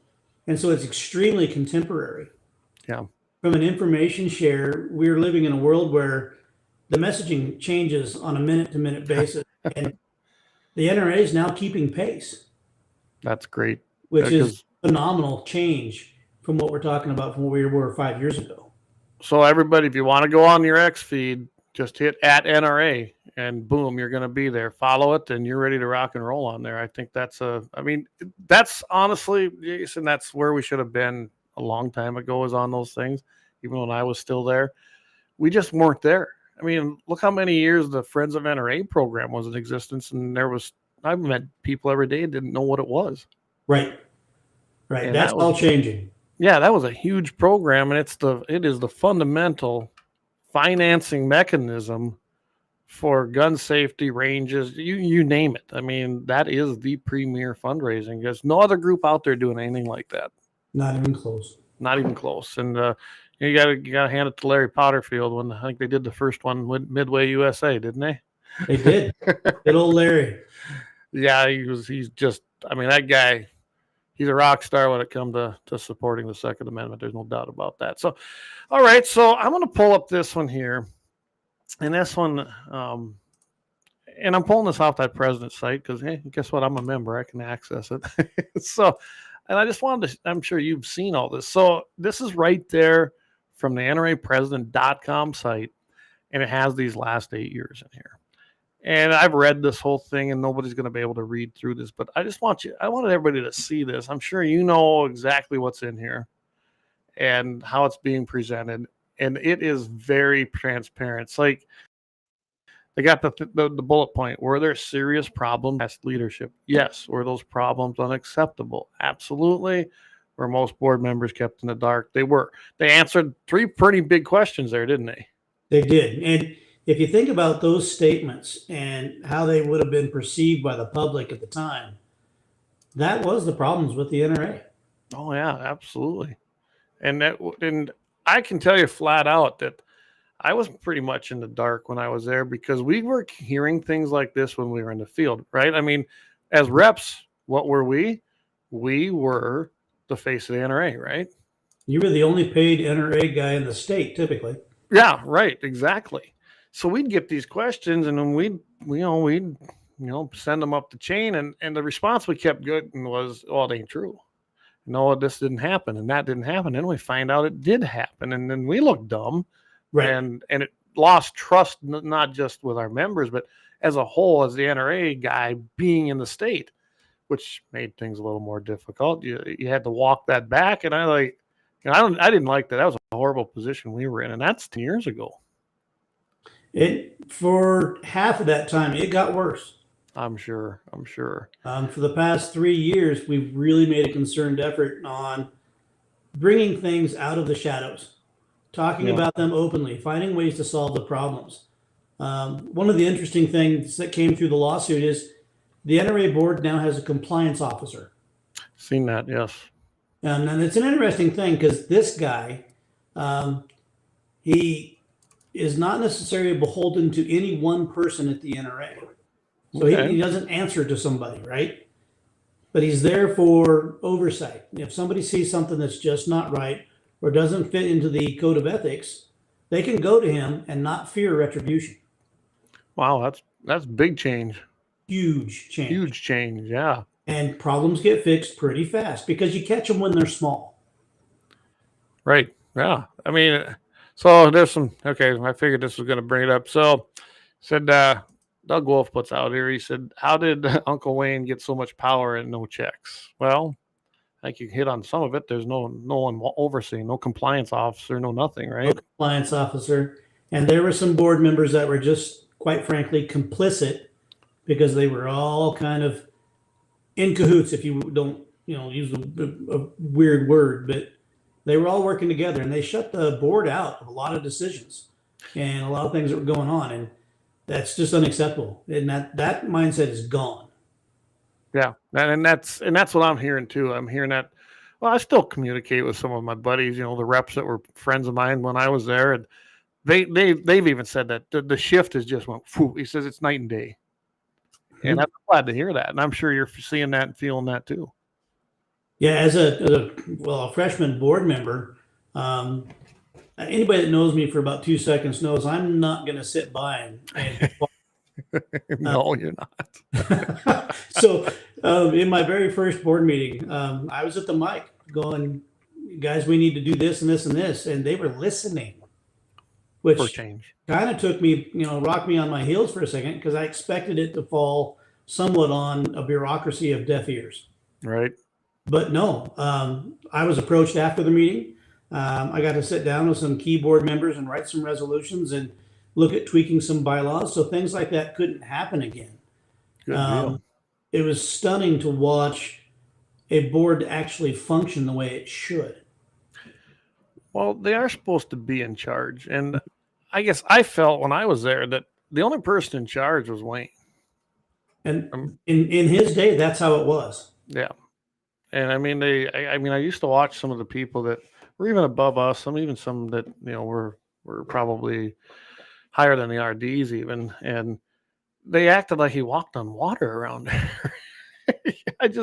He was a man, right? And he did just like anybody else. He was a man. Yeah. And I just couldn't believe this. And you didn't want to dare say this. And we got told all the time, don't do this, don't say that. Like, really? I said, is that where we're at here? I just felt the bureaucracy was overwhelming. It was one of my biggest complaints. Being in the field was great, Jason. I love that part of the job.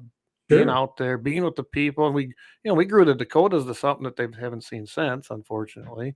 It's but I think we can get them going again. And I mean, I love what we did. Wyoming was big. I mean, you remember what Dave did. Oh gosh. I mean, he worked hard. Oh yeah. I think he lived and breathed it like the rest of us did, I think. Oh yeah. And I mean, we watched these states grow and grow and grow, and it'll come back. I think this is a huge step seeing this website. I mean, when I go through this and you see, they talk about the consequences of the failures. Well, and I talked about some things you were talking about. Plus, here's, repeated private jet trips to the Bahamas taken by, Wayne, paid for by the NRA, which I didn't know that. Helicopter rides to a NASCAR race to avoid traffic. I mean, you start going through this, and this is transparency. This is what the members wanted to see, and here it is, all on this. Everything's here. You can't miss it. You just can't. Well, if you're curious at all, it's a great place to start. And if you have further questions, sit down at your computer and write Doug Hanlon an email. He'll answer you.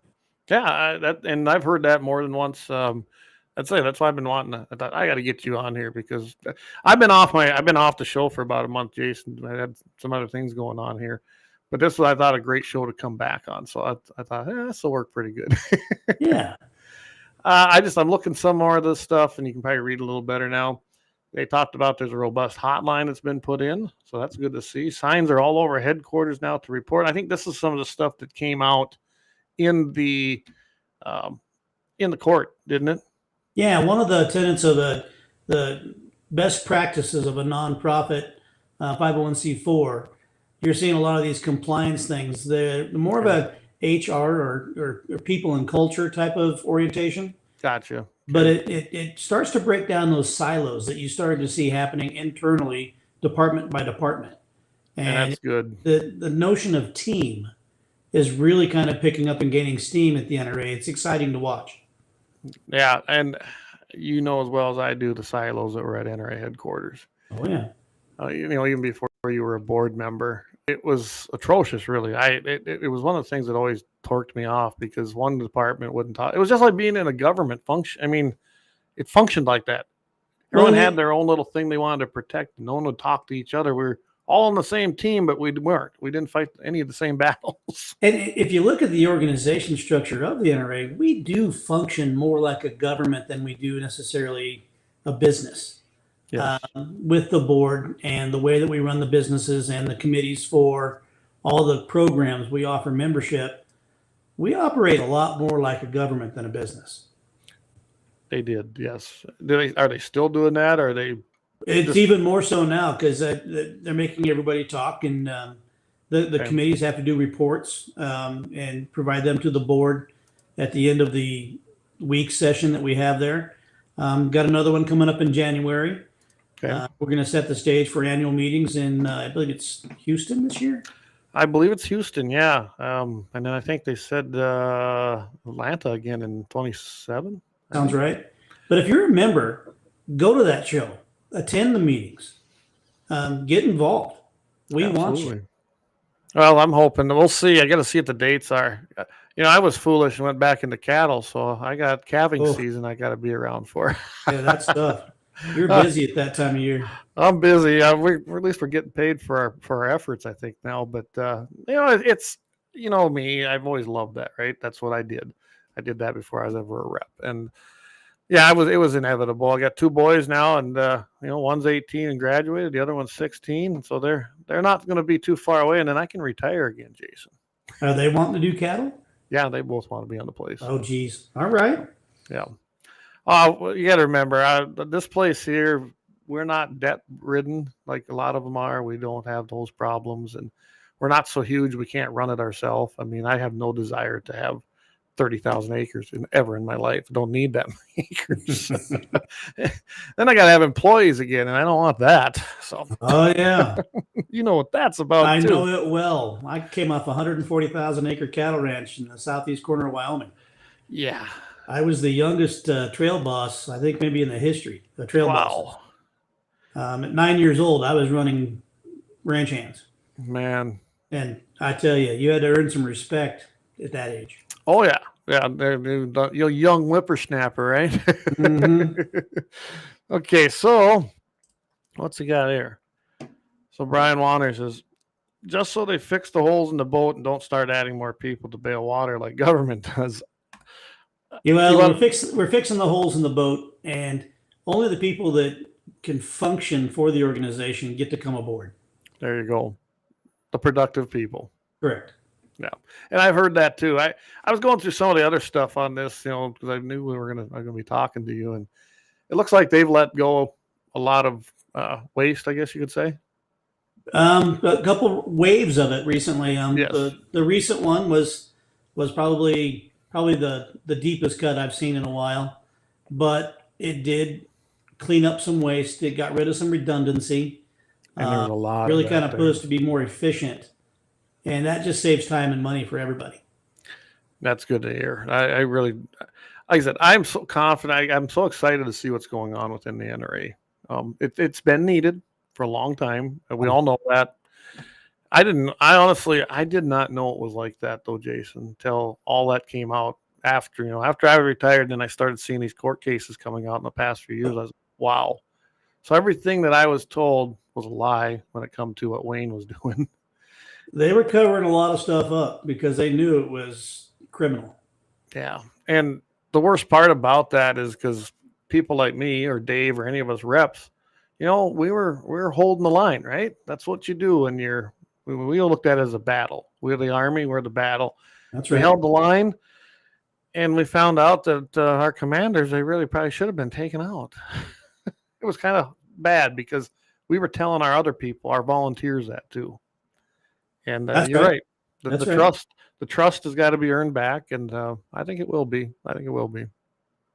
We work every day for it. Well, and that's something new at the NRA with the board of directors.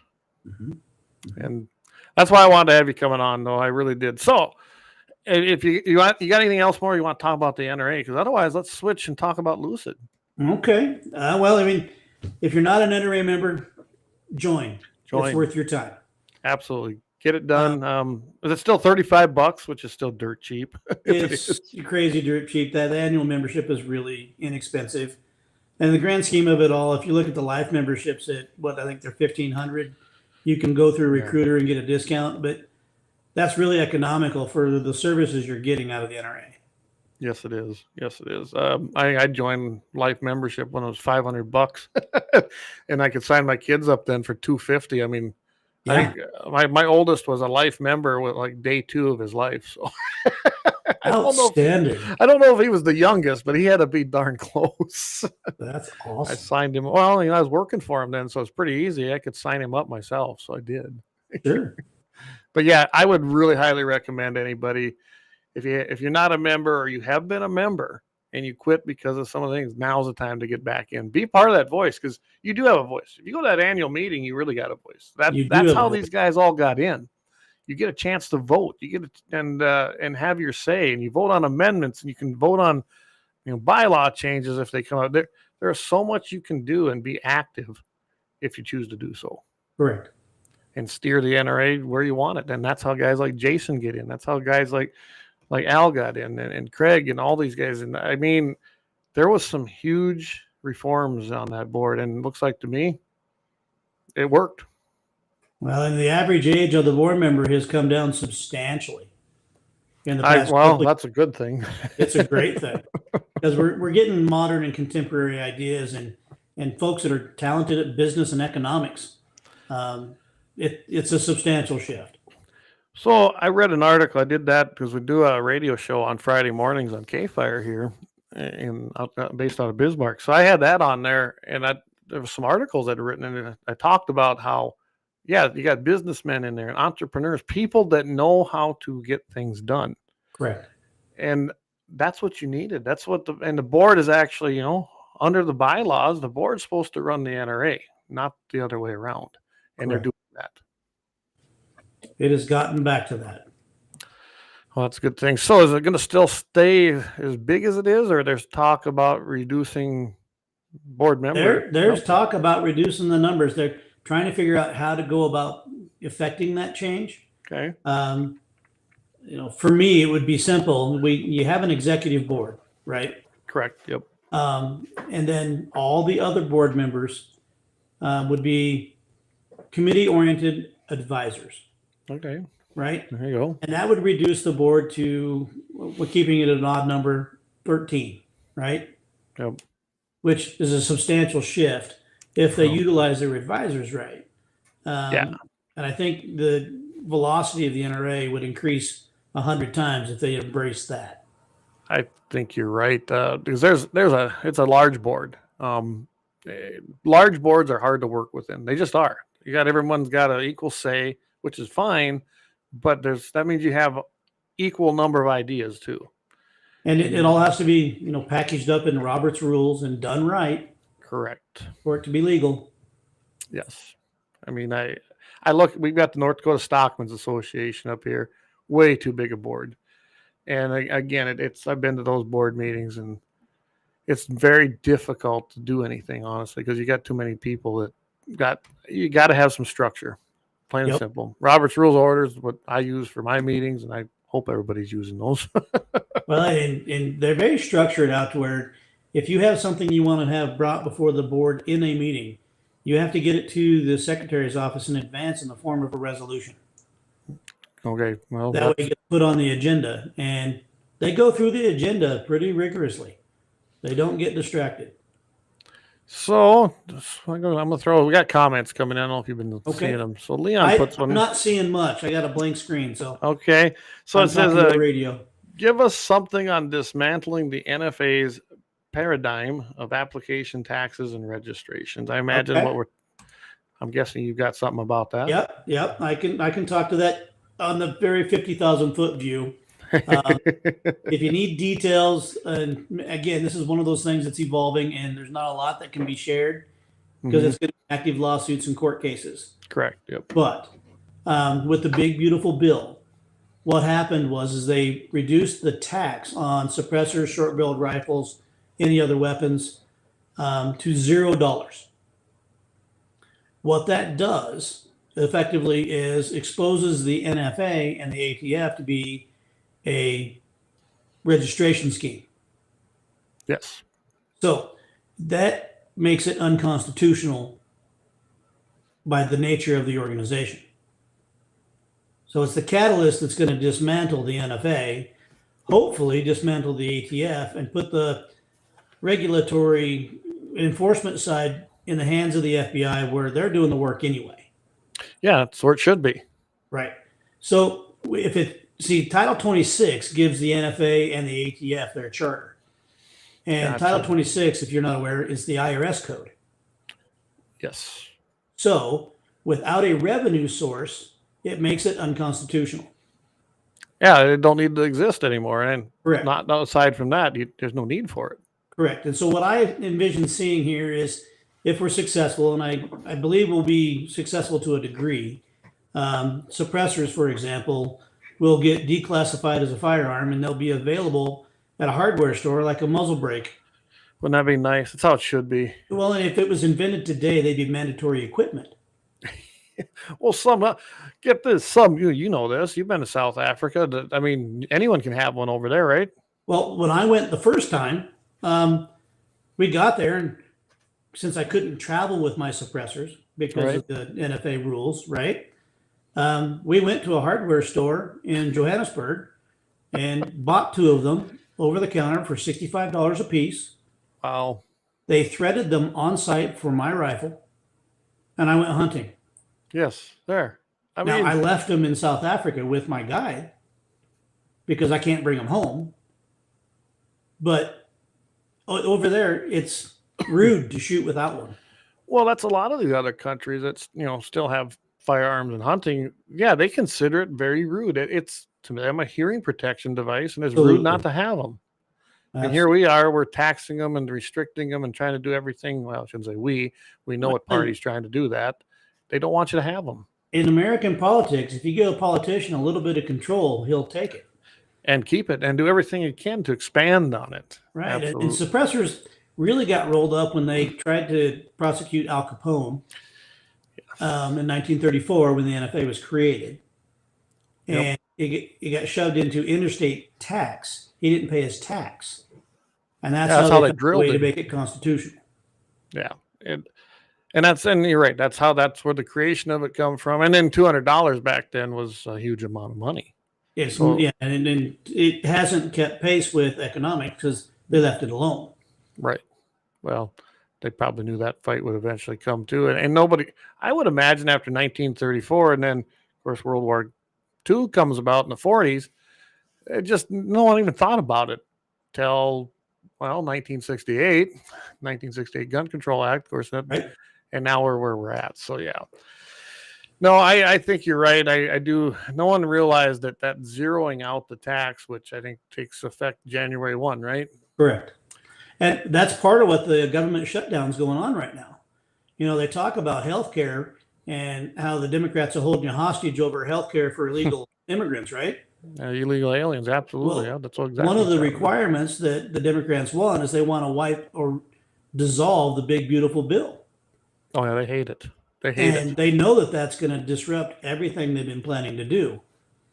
So they've been holding the government hostage by wanting to add that to the spending bill to keep the government open. Really? Oh, my goodness. Big, beautiful bill is playing a big portion of that. And they're keeping it quiet because they don't want the people to know, because the people is the one that benefit from the beautiful bill. Yeah, and we can't have that. Let's see. I'm just kind of going through some of these comments here, but I figured that when that went through and it zeroed it out, that's going to be the stage that's going to be set to challenge things in court. That's in the legal world, they call it a catalyst. There you go. Yeah. And that's what's going to happen. We talked about that even on the show here when it happened, and it was a little bitty thing they fought really hard to get, but it's going to turn out to be the game changer, honestly, in my opinion. It is a huge deal for the Second Amendment. Absolutely. So Gene Cox says, I just renewed my membership. Awesome, Gene. And then Gene he's a competition shooter. I've known Gene a long time. He's over there in Mobridge, South Dakota, and was a faithful volunteer with the Friends of NRAs and had an FFL and helped us out. So he's been on the team a long time. Thanks, Gene. He says, I opted for the Shooting Illustrated magazine. So then he brings up the magazine. So from what I understand now, they're going to take several of these publications and go with a quarterly one they mail, and the rest is going digital. Do I got that right? Yeah. So part of this last reconstruction is we were looking at the bleeding we were doing in the publication world. It's expensive. It is. And the fact of the matter is most folks set it on their coffee table, don't read it. Some folks throw it away. It wasn't effective as it used to be. So we restructured some of that, and the media took a pretty good hit of this last bunch. Some of the magazines are going digital only. Okay. Some will become quarterly. And like America's First Freedom, I believe that one is going to be moving to a website where you can do it at any time you'd like, but it'll be kept up to date. Okay. And that's the one that's my favorite one. Sure. But I know it was not, even when I was there, it was not the choice. I think probably Hunter. I don't know which one was bigger, Hunter or Rifleman. Rifleman and Hunter are neck and neck. And it depends on the year. They go back and forth. Okay. Yeah, I always had First Freedom. Both my boys one gets to Hunter. Being there's three of us life members here, we get them all. But I guess, I know they talked about that even when I was there. And I thought, 10 years ago, I don't think that they'd have been able to get it done. Now, everybody is so used to using there you go, your devices. I don't think it's going to be an issue. I don't think that people are going to miss it, honestly. No, I think it'll be a good change. There will be some hangouts that like their paper. Oh yeah.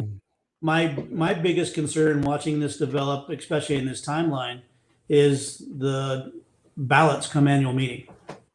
Okay.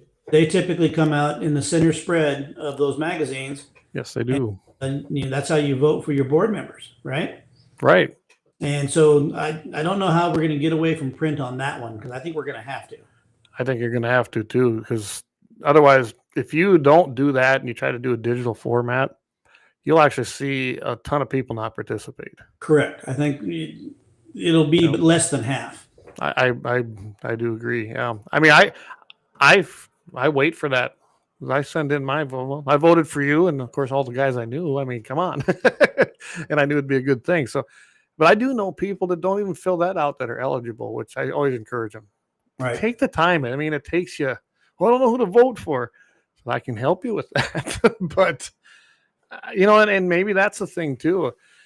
So many people don't. I don't know how you change that as far as getting the board member names out there, but having people understand who they are. I mean, you can, if people aren't willing to seek it out, I don't know if that's going to change.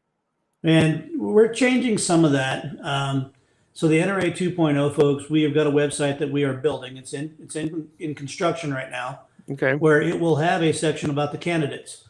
You're going to get to see a picture of them. You're going to get to see their 150-word bio, which is going to be very close to the bio they have to submit for being a candidate. Right. Which it's not a campaign statement as much as it is a very summarized resume of why they think they're going to be effective as a board member. Gotcha. Okay. So you get to see, someone was an engineer, or they're a lawyer, or they had some great success in industry, right? Yeah. Yeah. Those successful candidates have a mix of all of that in their background. And then there's the public side, the popularity contest side. Oh, always. And you're going to see your social media platforms explode with just like every other campaign of any kind of election, this person versus that person, and transparency that, and it'll get to mudslinging soon enough. But I think we're in a better place. If you want to know about a candidate, look their name up. You'll find about them. Yeah, no, I used to do that. If I didn't recognize the name, I'd try to find them somewhere, or maybe ask somebody that maybe knew them, because chances were somebody did that I knew. They'd say, "Oh yeah, I know who that is," but that's just because of all the years I worked there and was part of the organization. So I had that luxury, I guess. I could reach out. I don't know. Everyone keeps telling me I should give it a whirl, but I don't know. I got things I want to do here. There'd be a lot of time. It's a lot of dedication. You ever decide that you want that level of commitment, you let me know and I'll help you. I'm sure Craig kind of said the same thing. That's a problem. I'd probably get elected. Yeah. I mean, I haven't ruled it out. I've thought about it a couple times, and because I still got the NRA right here. I mean, it always has been, and it's not going away. I've been a member since I was a kid, in high school. So that's not going away. Oh no. But we're dyed in the wool. Yes. Tell you what, Jason, let's take one quick break. Okay. And when we come back, I think we're going to go ahead and we got to plug Lucid a little bit. I've still got some Lucid scopes, and I want to give you the opportunity, because I'm sure that there's people still haven't heard about your products, and let's see if we can't change that. Mm-hmm. So give me a minute here. One-man show tonight, so you know how that can kind of go. All right, we'll be right back with our main two, and then wrap this thing up. It'll be the last segment, so see you in a few.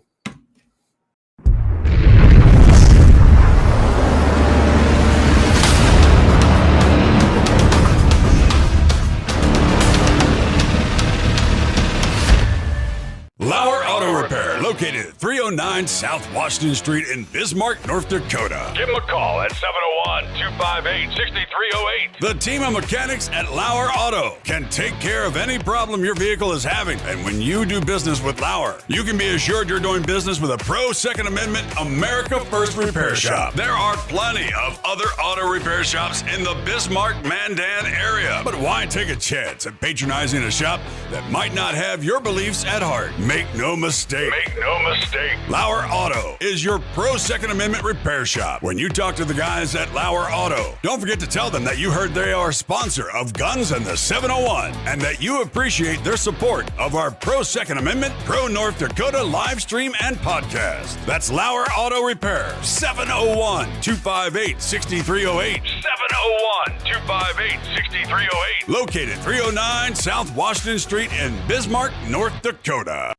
When you want it done right, Go where lemons go. Kalon's Auto Service, owned and operated by Kalon and Misty Foss, lifelong locals with over 25 years experience. From modern rides to classic restorations, they can handle it all. Top quality work, fair price, and honest hometown values. Located just 1 block south of Highway 12 on 6th Avenue West in Lemmon. Kalon's Auto Service, serving you with all your auto repair needs.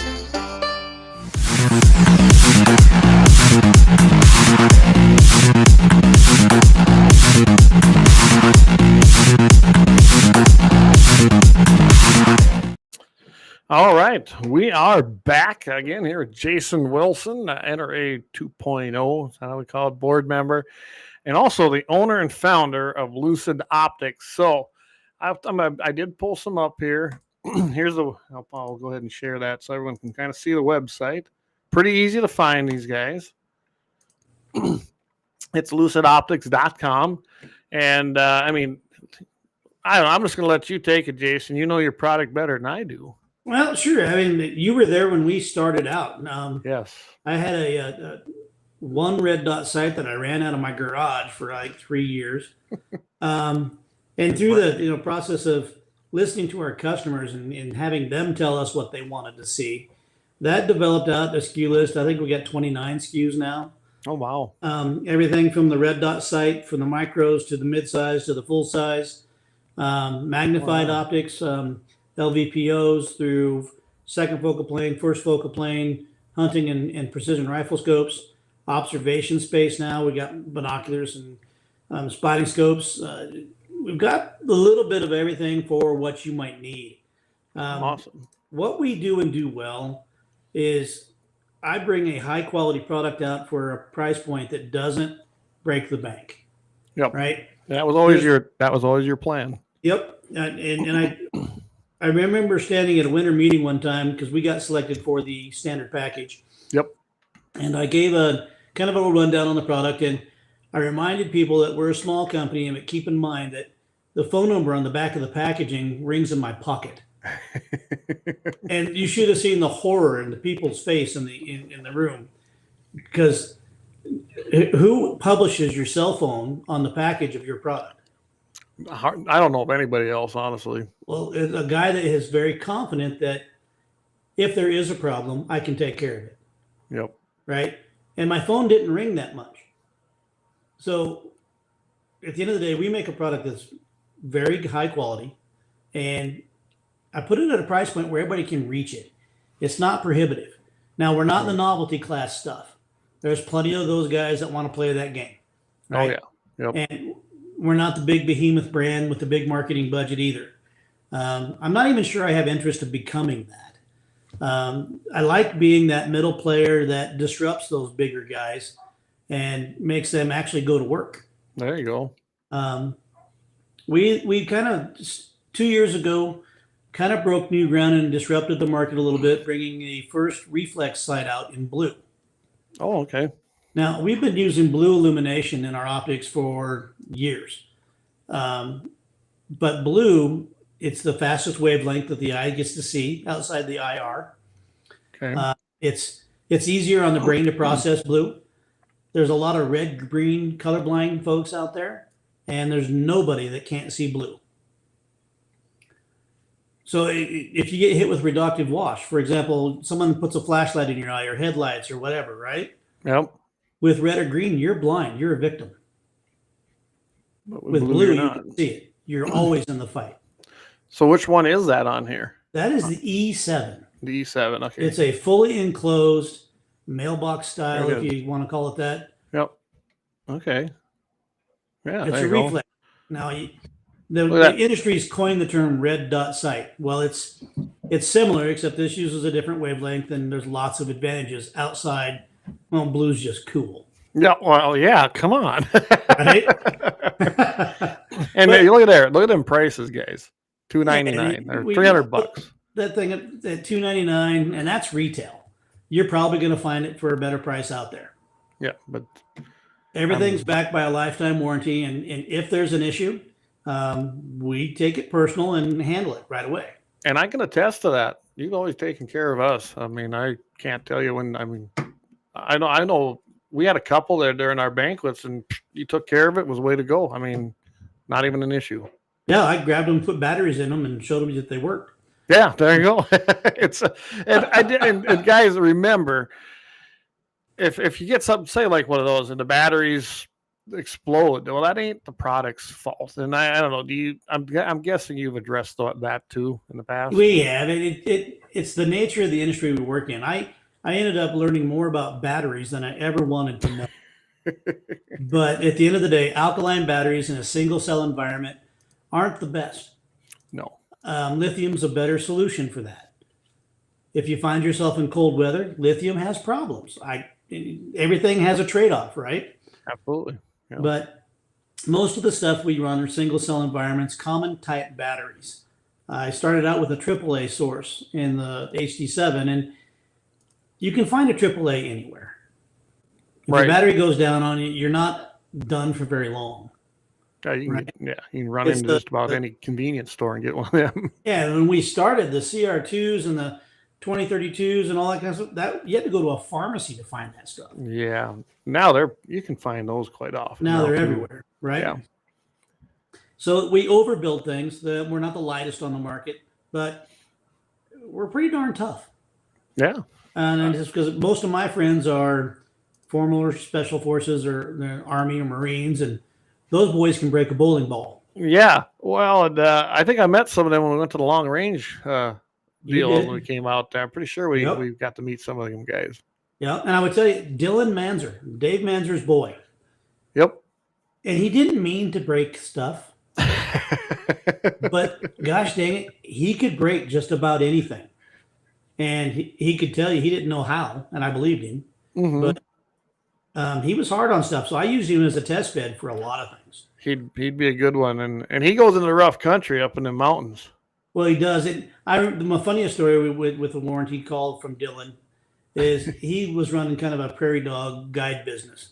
Okay. For a little while, and he was throwing gun cases around inside a truck, and doing like you do in front of sports, and he sent me back an optic that was a banana. He bent it in the rings. Oh, what the how the hell did he do that? I don't know.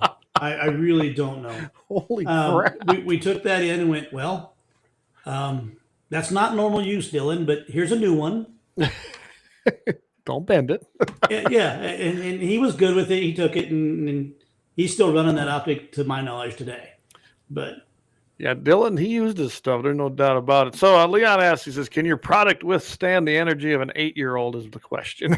Most of the time, yes. But, stuff happens. Yeah, it does. And that's why we have a warranty department that is one person, and we handle maybe 3 calls a month. But we handle them. Within 48 hours, it's either fixed or replaced.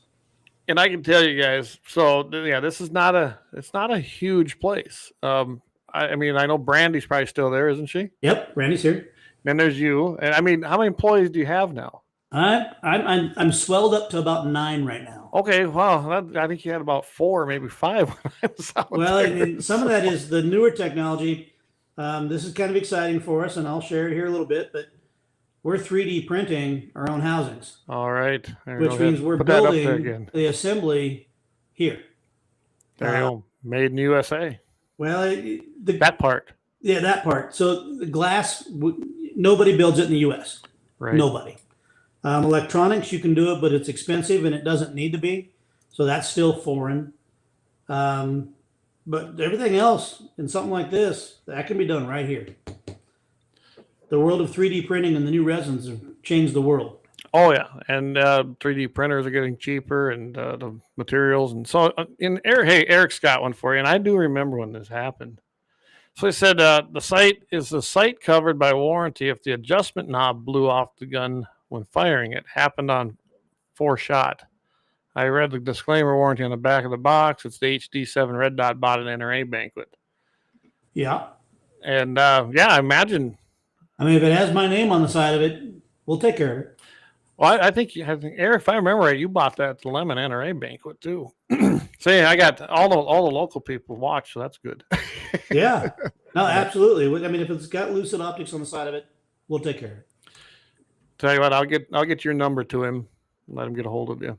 Sounds good. So there you go. We got that one. That one's a scope for a 338 Lapua. So, yeah, depending on what you're doing with it. The L5 series is a second focal plane. Okay. Great optic. We have a 4-16 and a 6-24. If you're hunting with it, 4-16 is probably plenty. If you're target shooting, you probably want the more magnification. And there's the prices, and like you said, these are your retail, so you might find them even cheaper than that. You'll probably find them for less. Why? The reason my pricing on my website is full MSRP is I don't compete with my dealers. Right. Well, you wouldn't. Why would you? That would be dumb. That would not be a good business plan. Optics companies out there that are running specials and deals, and that's for my dealers to do. Yeah, absolutely. Absolutely. Well, then you got, I got to point this out. That's right. I forget you do this. Garage sale. And I've bought some of your garage sale stuff because why not, right? So the garage sale items, they've been taken and shown around, and they went to a trade show, been handled. I can't call them new. Right. A lot of the times they have something, it's cosmetically off or something minor in a manufacturing flaw. It's still a good optic. It's still worth having. It's not new. Okay. Oh, you still got some Farson tools? Oh, I might have to get one of them. And I own that company now. So okay. So Fremont Knives is one of mine. We just brought back the Hunter's Toolkit with a little bit better metals and some very minor design changes, but it's back, and it's probably the only thing you need to put in your pocket if you're going to go hunting. Yeah, I guess I'm gonna have to. You and I are gonna have to talk because I love my Farson blade. Oh yeah, we still sell the Farson. It's a great tool. Well, we used it to cut twine off the bales. I've used it to skin with too. But I mean, it's I love that. That thing's an awesome tool. And we got a Sweetwater knife now. It's an everyday carry. Okay. Well, and got one on him, and that's what I carry. Do you have them? You don't have them on the website yet, I suppose. The Sweetwater, it's on Fremont Knives website. Oh, okay. Okay, gotcha. I didn't know you bought the company. Yeah, I worked out that with Mike Jones very, very beginning. We designed the Farson, and then he decided he wanted to be a county commissioner, and he wanted out. So and he wanted out. So I bought the company from him, and we've been running it. You like the guy who had the shaver. He liked it so much he bought the company, right? Yeah, yeah. Here's one from Eric Glauser. He says, any plans for thermal optics? I would love to be your field team test guy. Yeah, so let me tell you about thermal. Any of the IR stuff, any of the thermal stuff, they're either digital and they border on junk, or they're high end and they're ITAR controlled, which means a whole bucket of red tape. Nice. Okay. So I'm probably not going to step into that space. You'd have a huge investment up front just to even get into it. Yeah, it's about $1.5 million on tooling if you want to do anything meaningful. Right. Yeah, and right now it's a great. I mean, I love thermals; they're fun. Are fun. They're very handy. But I think there's plenty out there right now to supply the demand. And is from a recommendation, the thermal I use is a Pulsar. I think Pulsar is the way to go. Everything I read on them too. Yeah, the target identification and the resolution on it, you won't be disappointed. I haven't pulled the trigger on one yet, but I suppose I would like to do some more night stuff around here now that we can. And I got a coyote problem around here just like anybody. So well, the best $4,500 you'll spend then. Well, right now that's only 2 calves. So right. I mean, if it saves 2 calves, you paid for it. That's what you got to look at that. Right? Exactly right. I just had that conversation with the rancher yesterday. Yeah, I mean, and get this, you honestly, you probably don't want to do it every year, but for predator control, it is actually a tax deduction, something like that. So Well, yeah, it's equipment you need to run your business. I mean, I've deducted guns. I've done it all. It's all legal. I've been audited, so I mean, come Absolutely on. right. I mean, it passed the muster, so I'm not afraid to do it anymore. He says, "All right, here's one. What is the future for the NRA as the NFA on the hit list?" Oh, we already kind of answered that. Yes and yes, right? Yes, NFA on the hit list. Definitely on the hit list. And like we talked about, that zeroing out, that was, well, that's why they fought it so hard, because they knew just even that little change, and that was the one out of all the stuff, that was the one we wanted, and we got it. And that's a catalyst. That's a catastrophic thing for them. It's going to set the precedent, and it's going to dismantle everything, I think. I mean, give it time, guys. I know there's a lot of people out there that nothing's happening. You got to give this time. I mean, I've been involved in politics for a long time. Nothing moves slow, and you gotta take the little wins for the big win in the battle. Well, I mean, I analogize it to this: grab your best and most favorite bottle of molasses and freeze it. There you go. That's about the speed of politics. That you're absolutely right. It's a long game. Yep. And honestly, I hate to admit it, the Democrats a lot of times are even better at that long game than the Republicans. That's right. They think centuries ahead. We think decades. Yeah, in that way, we're kind of outmatched. Yeah. They put forth a plan, and they got their benchmarks. And yeah, I mean, I'll give them that. There might be commie loonies, but they're not dumb. Not dumb. Don't underestimate them. They're not dumb. No. So lucidoptics.com, that's where you want to go. I did put that in the comments, guys. If you want to get out there and get yourself some gear, I highly recommend you go give that a whirl, because I still got several of the scopes even from the NRA days. And I got the cool ones that actually have the NRA in the glass. Well, and yeah, those are very limited edition. Yeah, what'd they do that year? Maybe 900 units? I don't even know. Oh, yeah, we did 1,200 units. 1,200, They okay. bought 930 of them. So yeah, yeah, that's reaching back a day. It is. Yeah, that was early, wasn't it? Yeah, that was a good deal, though. I mean, we like to put the shall not be infringed on the reticle, because remind them that the NRA is there for them shot for shot. Absolutely. I loved it. I got two of them. I bought it. I think I bought the one at my banquet here locally, and I forget where I bought the other one. I was like, yeah, I'm going to have that. And so I still have them. They're still mounted on my guns. They still shoot. So I guess I don't worry too much about it. Well, and if you guys are looking at Lucid Optics, I'm not that far away. No, Riverton. Come over, shoot with me. We've got a 2,000 yard range we shoot at. Why don't you tell them? So I can tell you, and I've been to it, and it was a lot of fun. And that was going to the long range clinic. Do you still do those? We still do those. We host about 6 of them a year. There you go. They sell out pretty quickly once we put them up. But what it is, you spend about a little less than a half a day in a classroom setting, getting acquainted with all your gear and the terminology we're going to use on the range. Yep. Right? We gear up and go to the range and spend the rest of the day reaching from 100 yards out to a mile. And I hit the mile. I couldn't do it now. You did.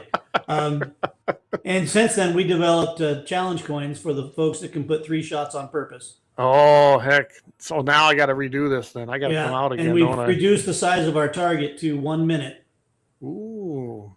So it's an 18-inch target at 1,760. A little bit smaller than the one we were using. Yeah, it's a lot smaller. A lot smaller.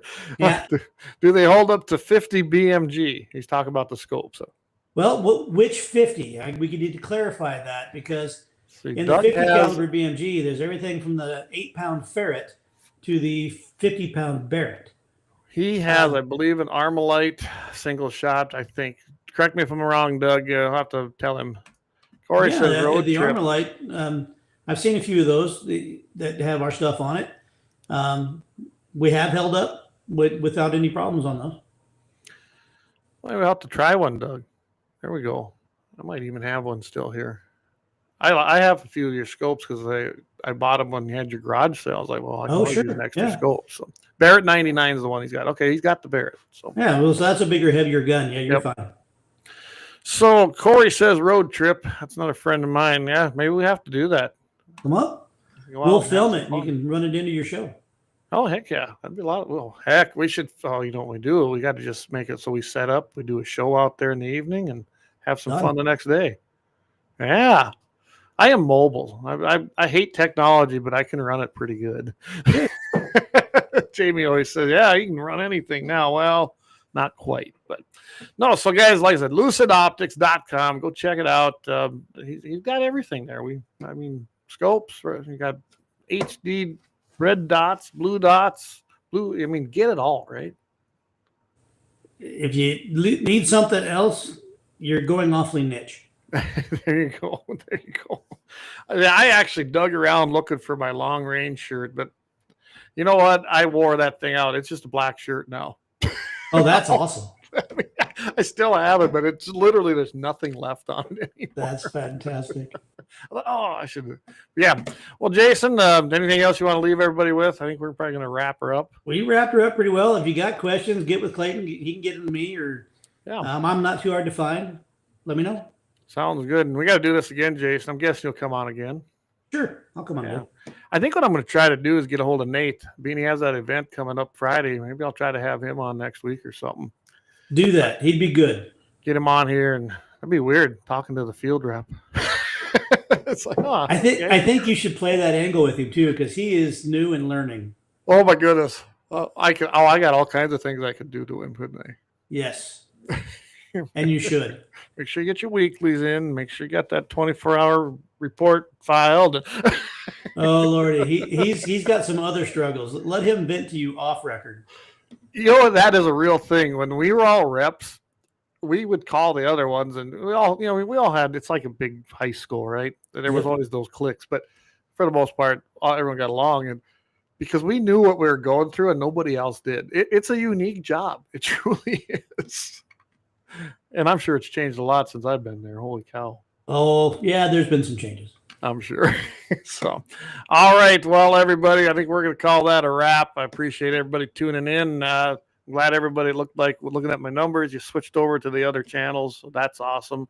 And we always, of course, want to thank our sponsors. Lauer Auto Repair has been powering us since the very beginning. We got Kalon's Auto / H Ranch, Horton LaserCraft, and Little Angry Man Arms. That's you'd like John. He's a pretty cool little guy. There's a guy I should get you in touch with him. Maybe he'd become a dealer for your scopes.